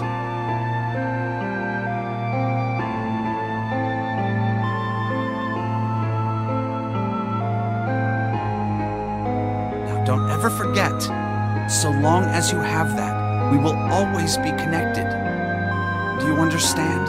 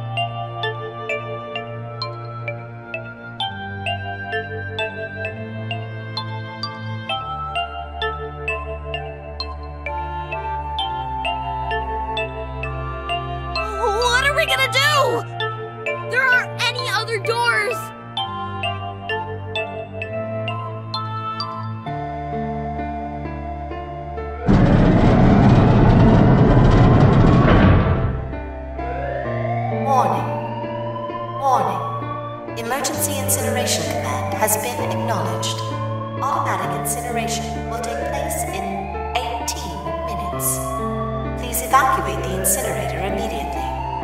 Repeat. Emergency incineration command has been acknowledged. What? What's happening? What did that thing say? That didn't sound good. I think it means this room is gonna burn. Burn! The plaque on the door says incinerator. And that voice said that the incineration is about to start. And incinerate means to burn. No! Help me!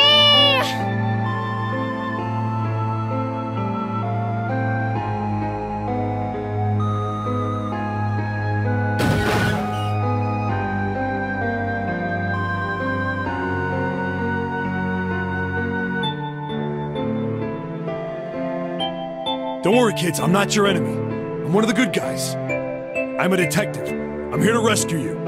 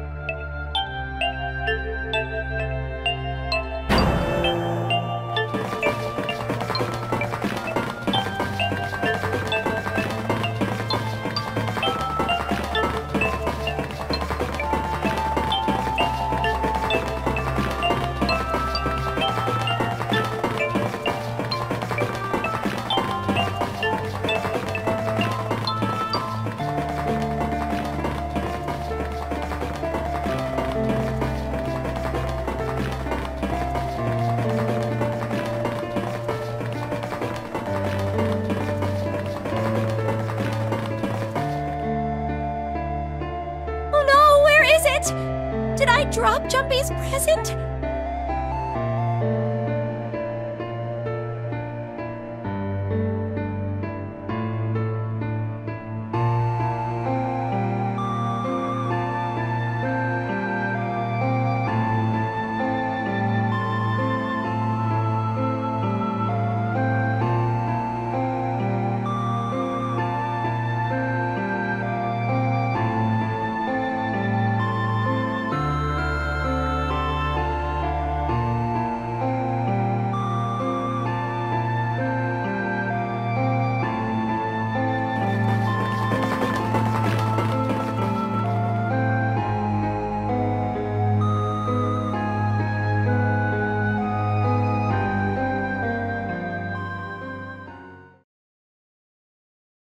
There it is!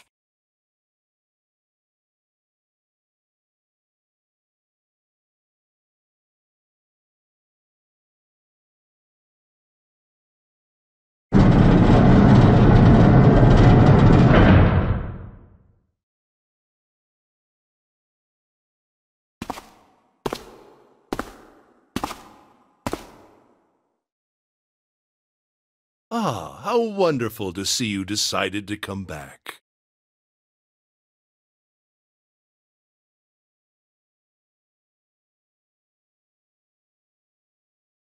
Come with me. We must continue the experiment.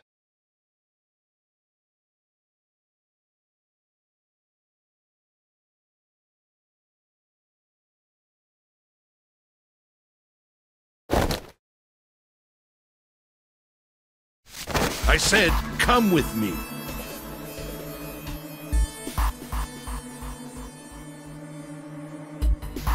No! Stop!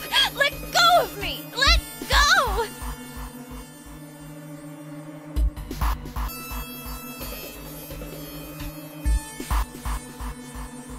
Stop struggling, goddammit! Do as I tell you!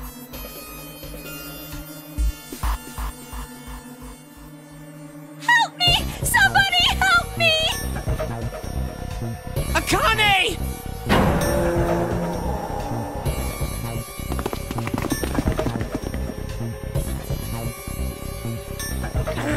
Akane! You came back!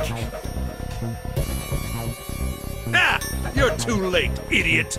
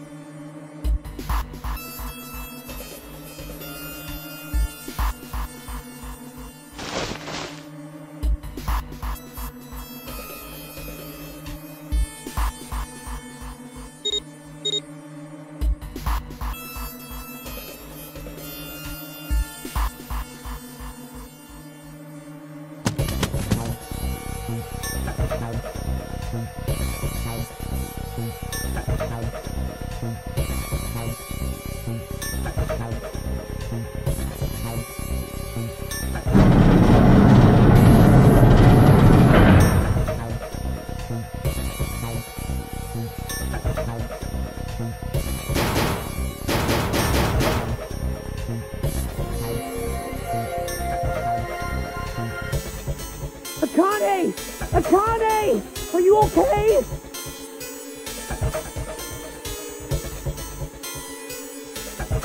Help me!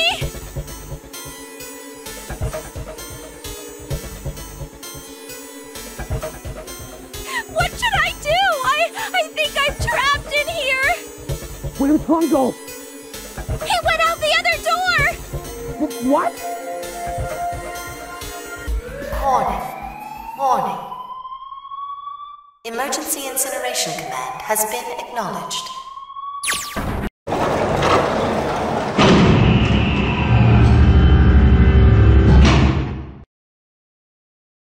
What the hell is that? What is that?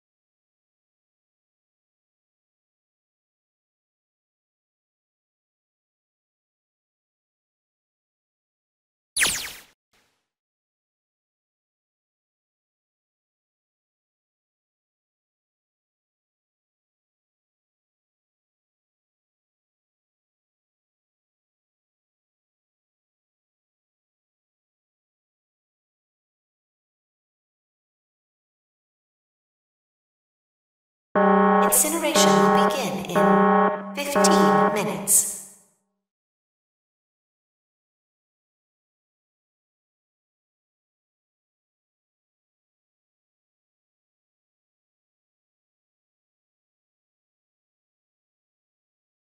What is this? What's up? It looks like some sort of puzzle.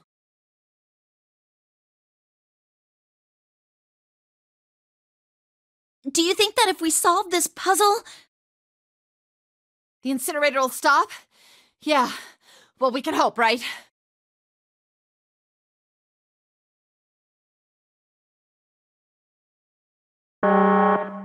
Incineration will begin in 13 minutes.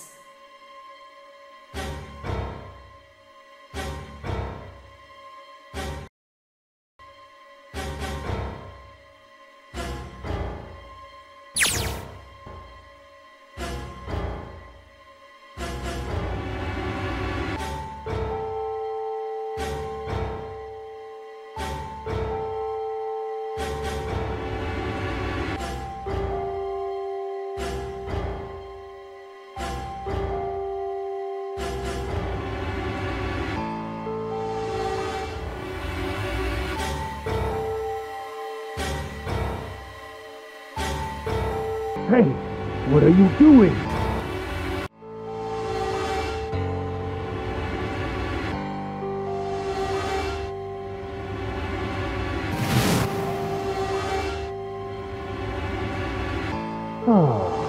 Don't know what to do? It's simple, really. But I suppose I might as well tell you. Just solve the puzzle on that machine.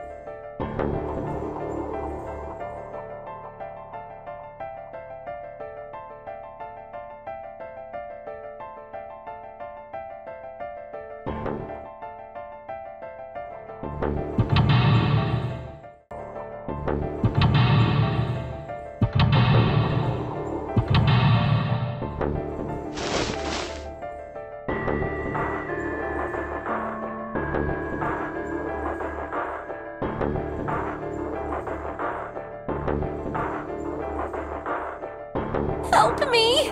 Jumpy! Help me! Help me! Help me! Jumpy! Jumpy! Jumpy! Please! Help me! Jumpy! Akane? Akane? Who the hell is Akane? Shut up! Just shut the hell up!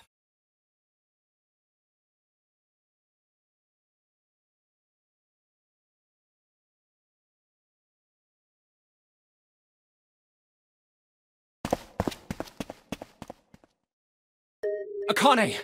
Akane! Can you hear me? Akane! Say something!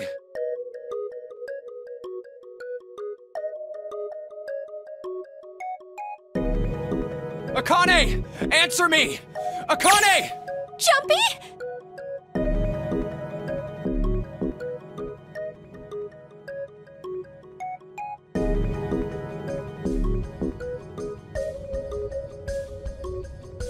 Jumpy! Akane! Jumpy!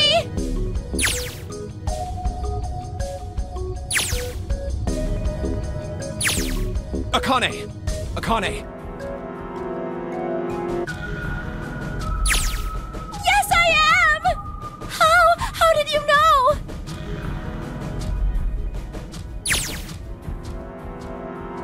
Right. There's only one way to help her. You were brought here to help my sister. To save Akane.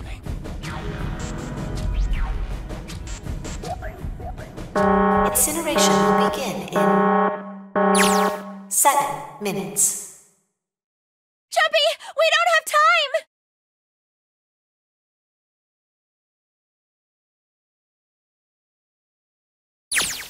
time! Got it!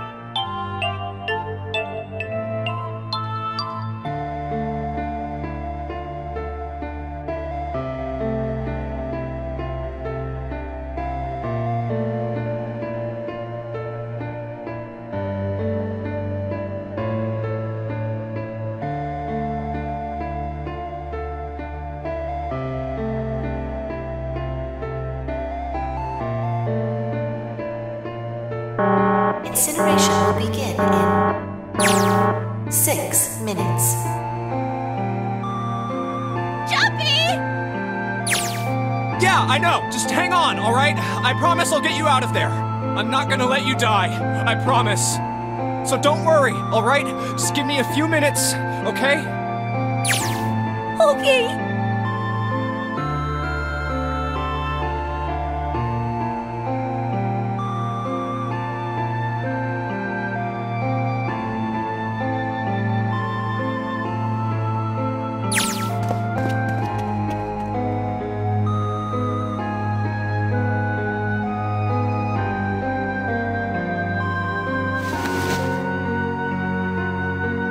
What are you... Just trust me, okay?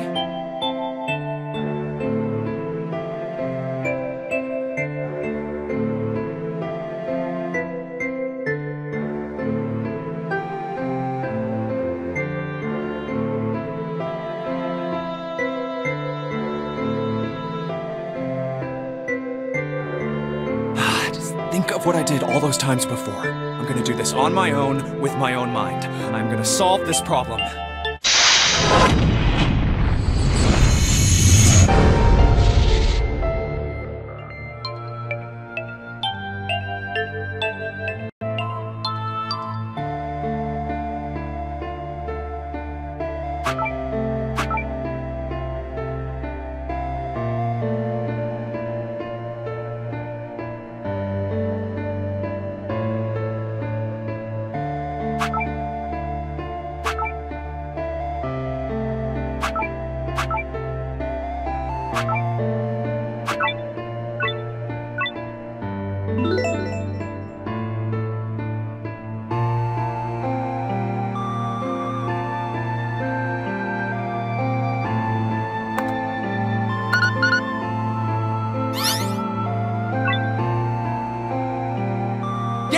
That's it! Akane! Did you get it? Yes, I did! I solved it! I mean, really, you solved it for me, but I copied everything you did! Now I just have to press enter! Then what the hell are you waiting for? Push it! Okay, I will!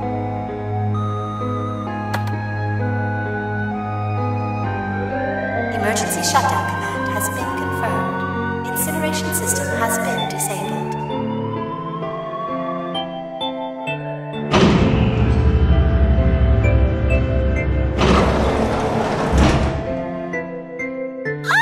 Jumpy! It worked! It worked! The incinerator shut down! It worked!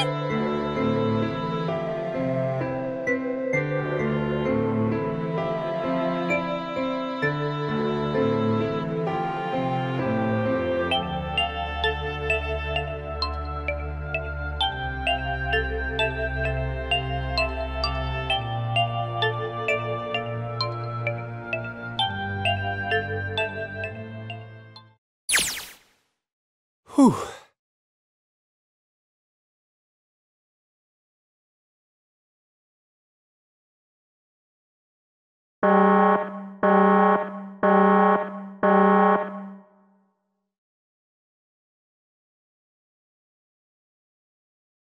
Akane! Sorry, but things are kinda busy over here.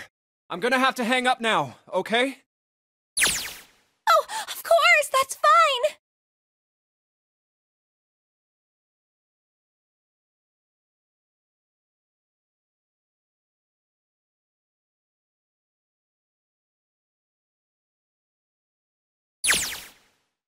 Now.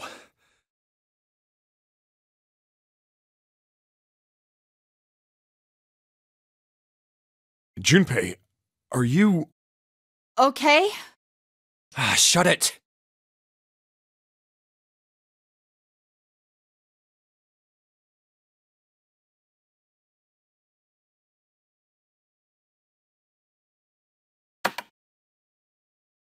Incineration will begin in 90 seconds.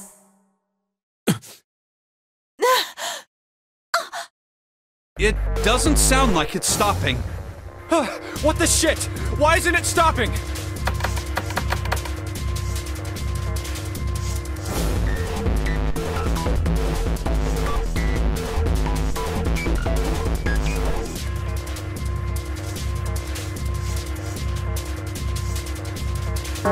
Incineration will begin in 60 seconds.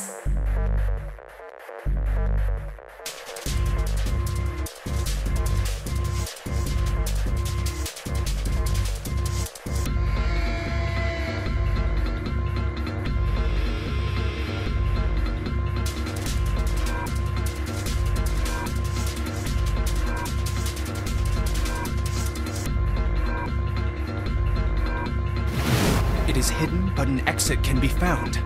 Seek a way out. Seek a door that...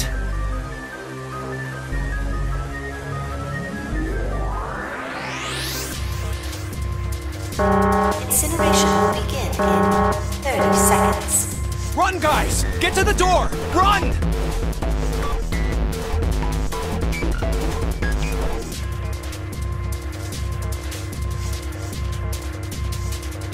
Quick! Verify your numbers on the red! Verify? Who? What combination? All of us! We all need to verify! Why? You really think this is a good time to ask questions? Just do it! Incineration will begin in 10 seconds.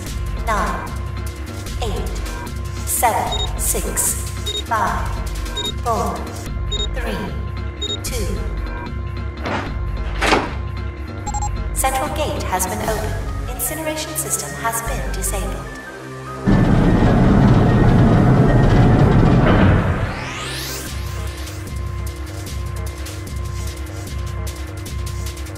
Hurry! We've only got 9 seconds before the door closes! Go, go, go!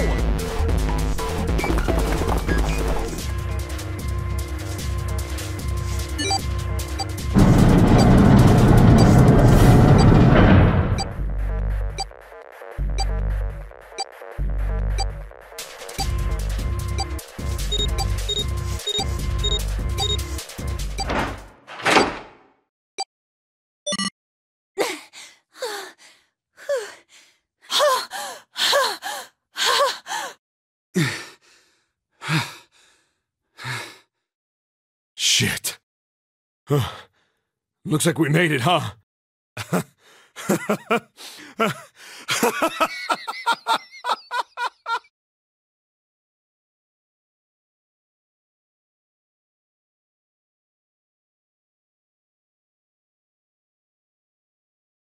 Akane? Akane! Can you hear me? Akane!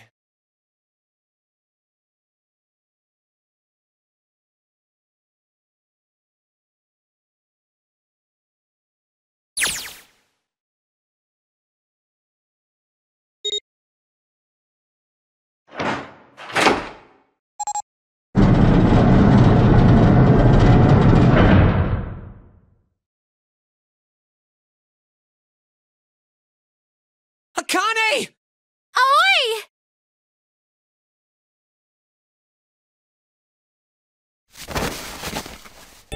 Oh, Akane!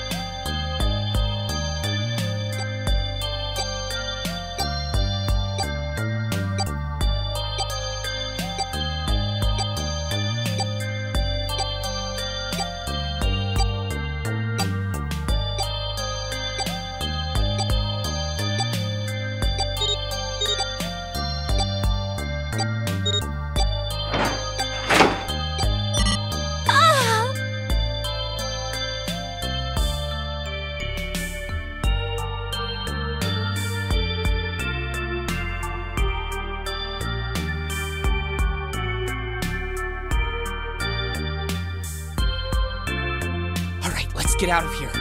If we don't book it, we might run into Hongo again.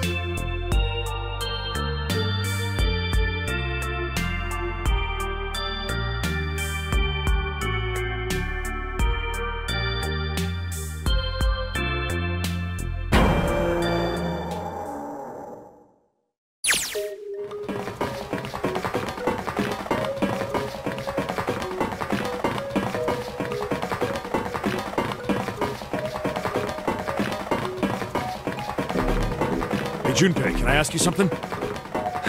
What's up? That door, the one with the 9 on it. Why'd it open? Yeah, all 5 of us verified our numbers on the red. 2 plus 4 plus 5 plus 7 plus 8 is 26. That makes our digital route 8. It shouldn't have opened. That's not like you, Lotus. I thought you would have figured it out already. Huh? Why? Because you were the person who taught me about the idea of bases. Bases? Yeah. What are the 2 numbers in base 2? 0 and 1. How about base 10? That goes from 0 to 9, right? Then how about base 16? 0 through F. After 9, it starts at A and goes from there. B, C, D, etc. You're right. In other words, A in base 16 is 10 in base 10. B is 11, C is 12, D is 13, and so on. So, what about it? You don't get it? What if we keep going with that pattern? What if you go way past base 16 all the way to base 27? Base 27? Yeah. Well, the numerical digits are the same. So, I guess you'd add alphabetical digits. E is 14, F is 15, G is 16. H is 17, I is 18, J is 19. K is 20, L is 21, M is 22. N is 23, O is 24, P is 25. Yeah, and? What comes after that?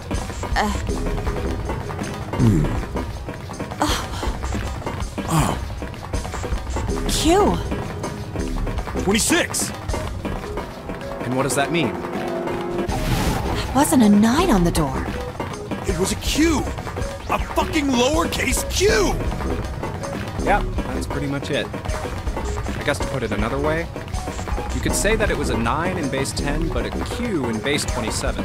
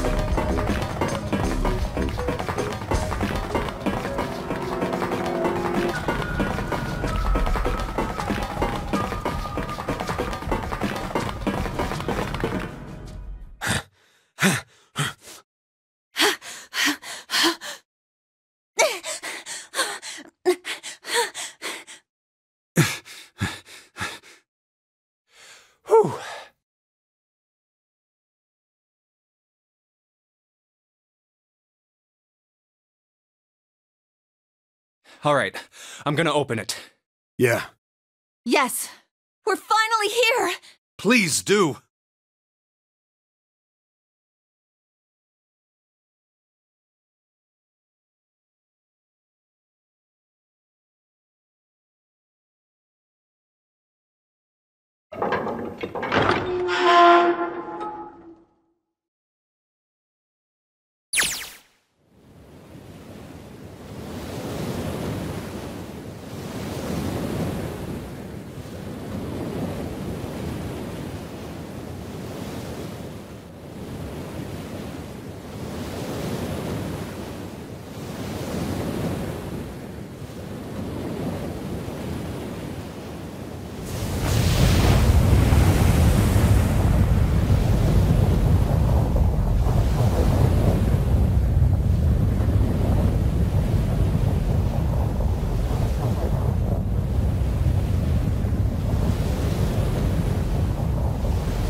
It's over. Yeah.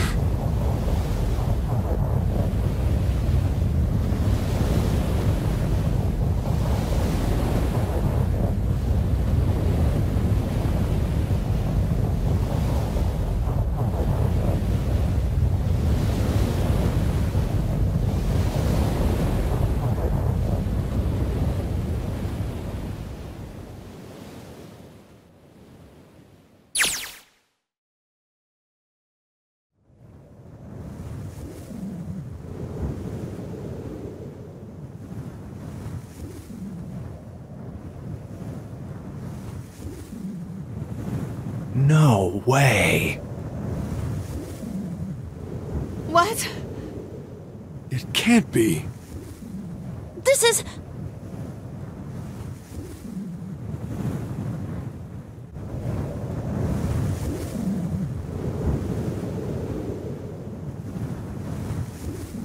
This is the building in the Nevada desert. the mock experiment building. Oh my god. This whole time we were in Building Q.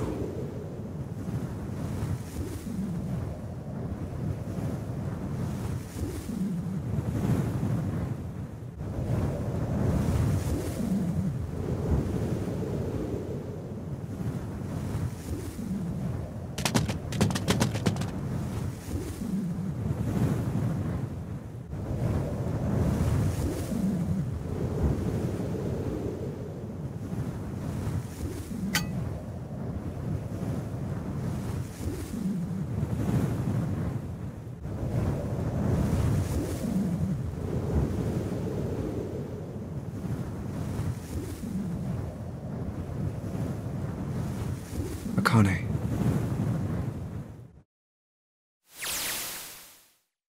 Jumpy.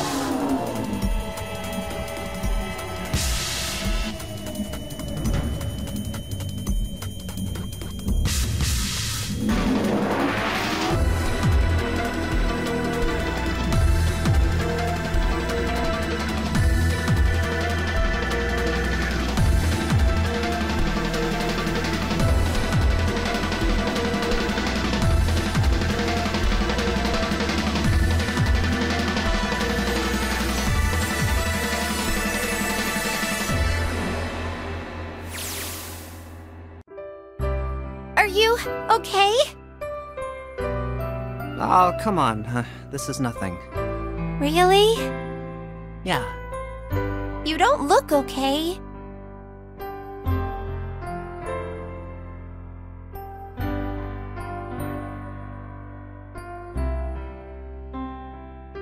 How does it look then?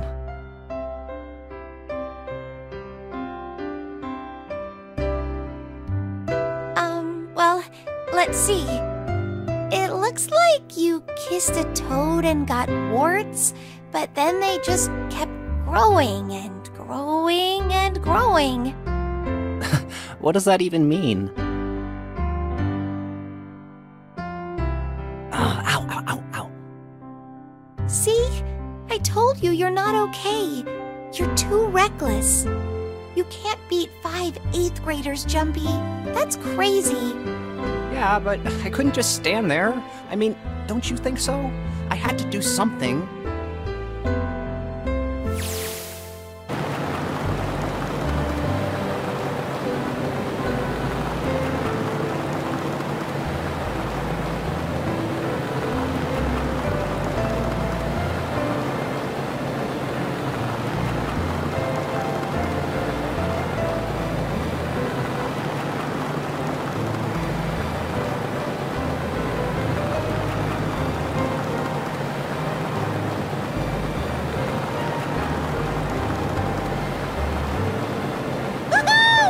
This is so fun!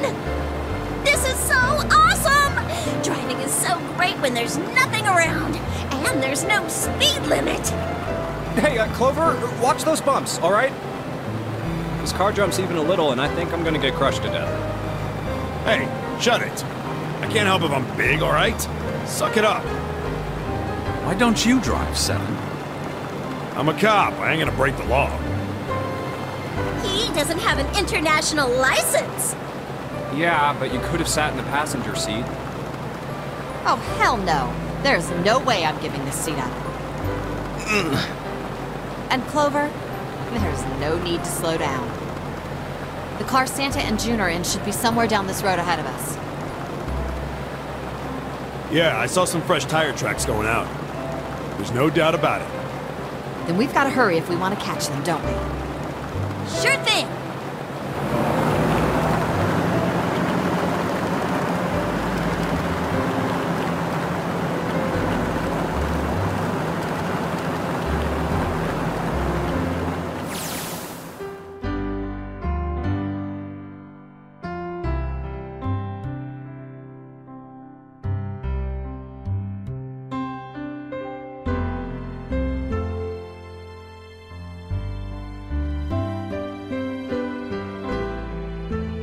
What the hell are you doing?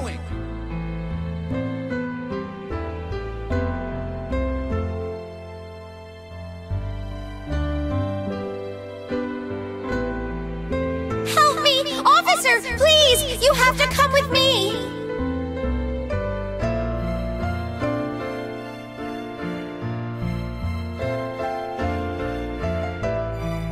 You couldn't run away after you threw the kitty to me?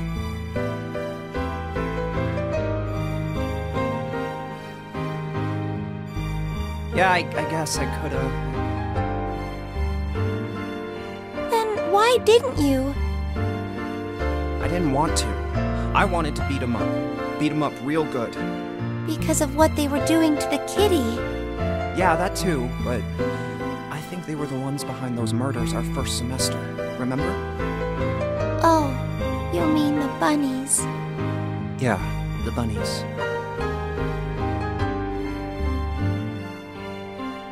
They asked me what elementary school I was from, so I told them. And then they said they'd do the same thing to you that they did to the rabbits. I couldn't forgive them for that, so I... Hey, there's still some stuff I don't get. Like Ace. Well, I guess I should say Gentaro Hongo. Why did he create the Nonary project? Anybody? Any ideas? Why don't you ask him yourself? He's still in the trunk, I assume?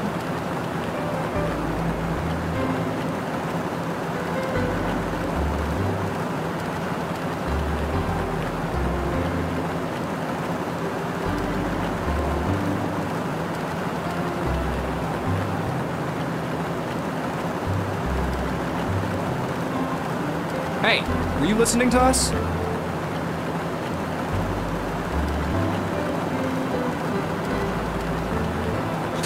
Come on, I know you were. Answer me.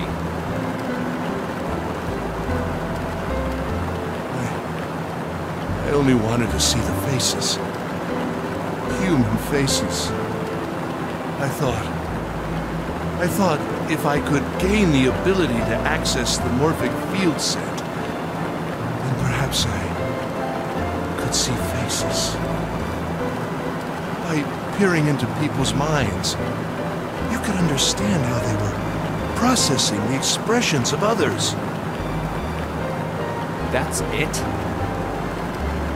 Yes, if you want to put it simply.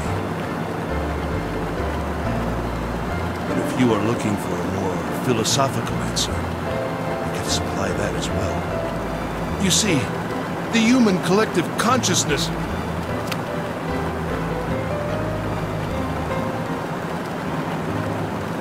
All right, so what's your second question? You said there were some things you didn't get, didn't you? Well, my next question doesn't really have anything to do with you two. This is for you, Seven. It's about the whole Alice thing. What's the deal with that?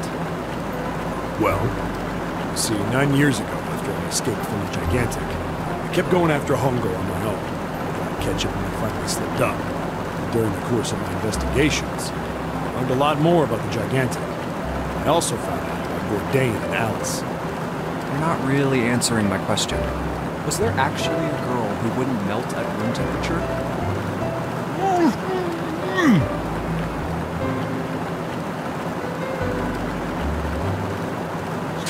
What? Alice doesn't exist.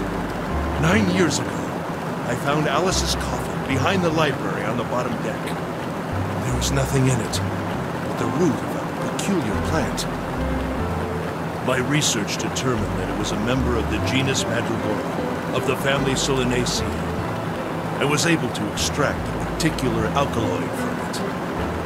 I used that extract to create Soparu. Its creation was a tremendous boon to my firm, and we grew rapidly.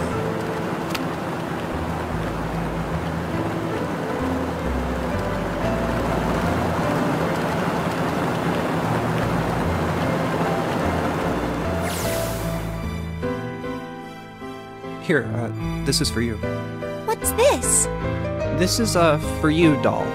His name is Junpei.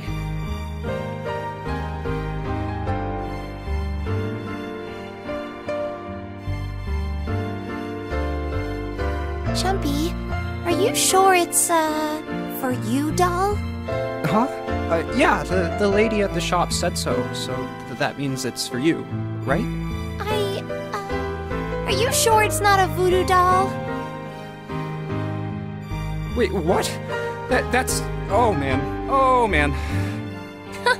Well, it sure looks like a voodoo doll. I mean, you do know what a voodoo doll is used for, right?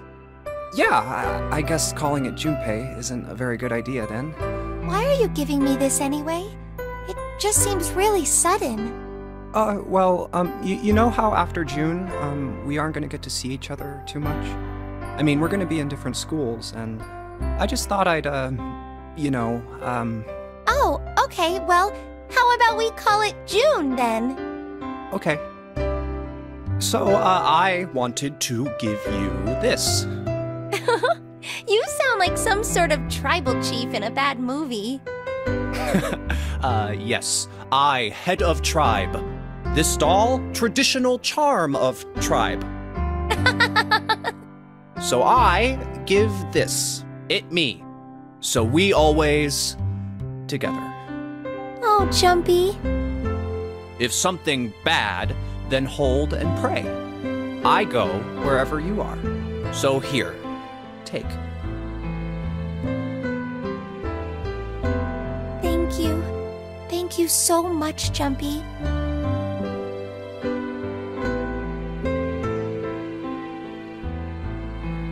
Oh, Jumpy, I'll never forget you. I promise.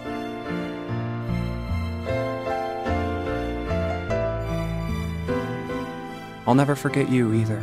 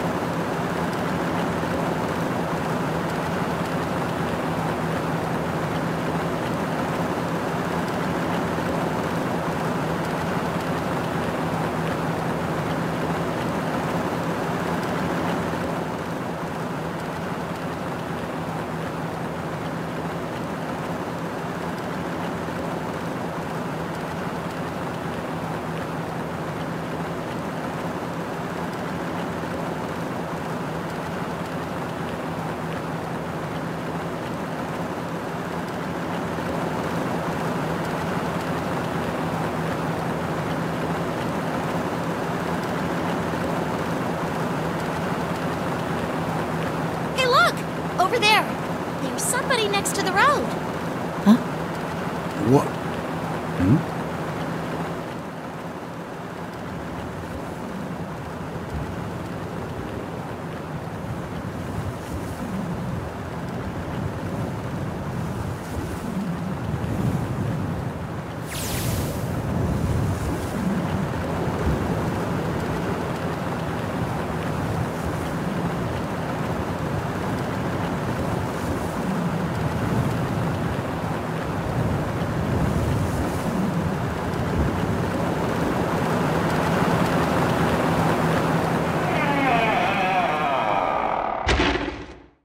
And that is the end of the story, but we're not done here.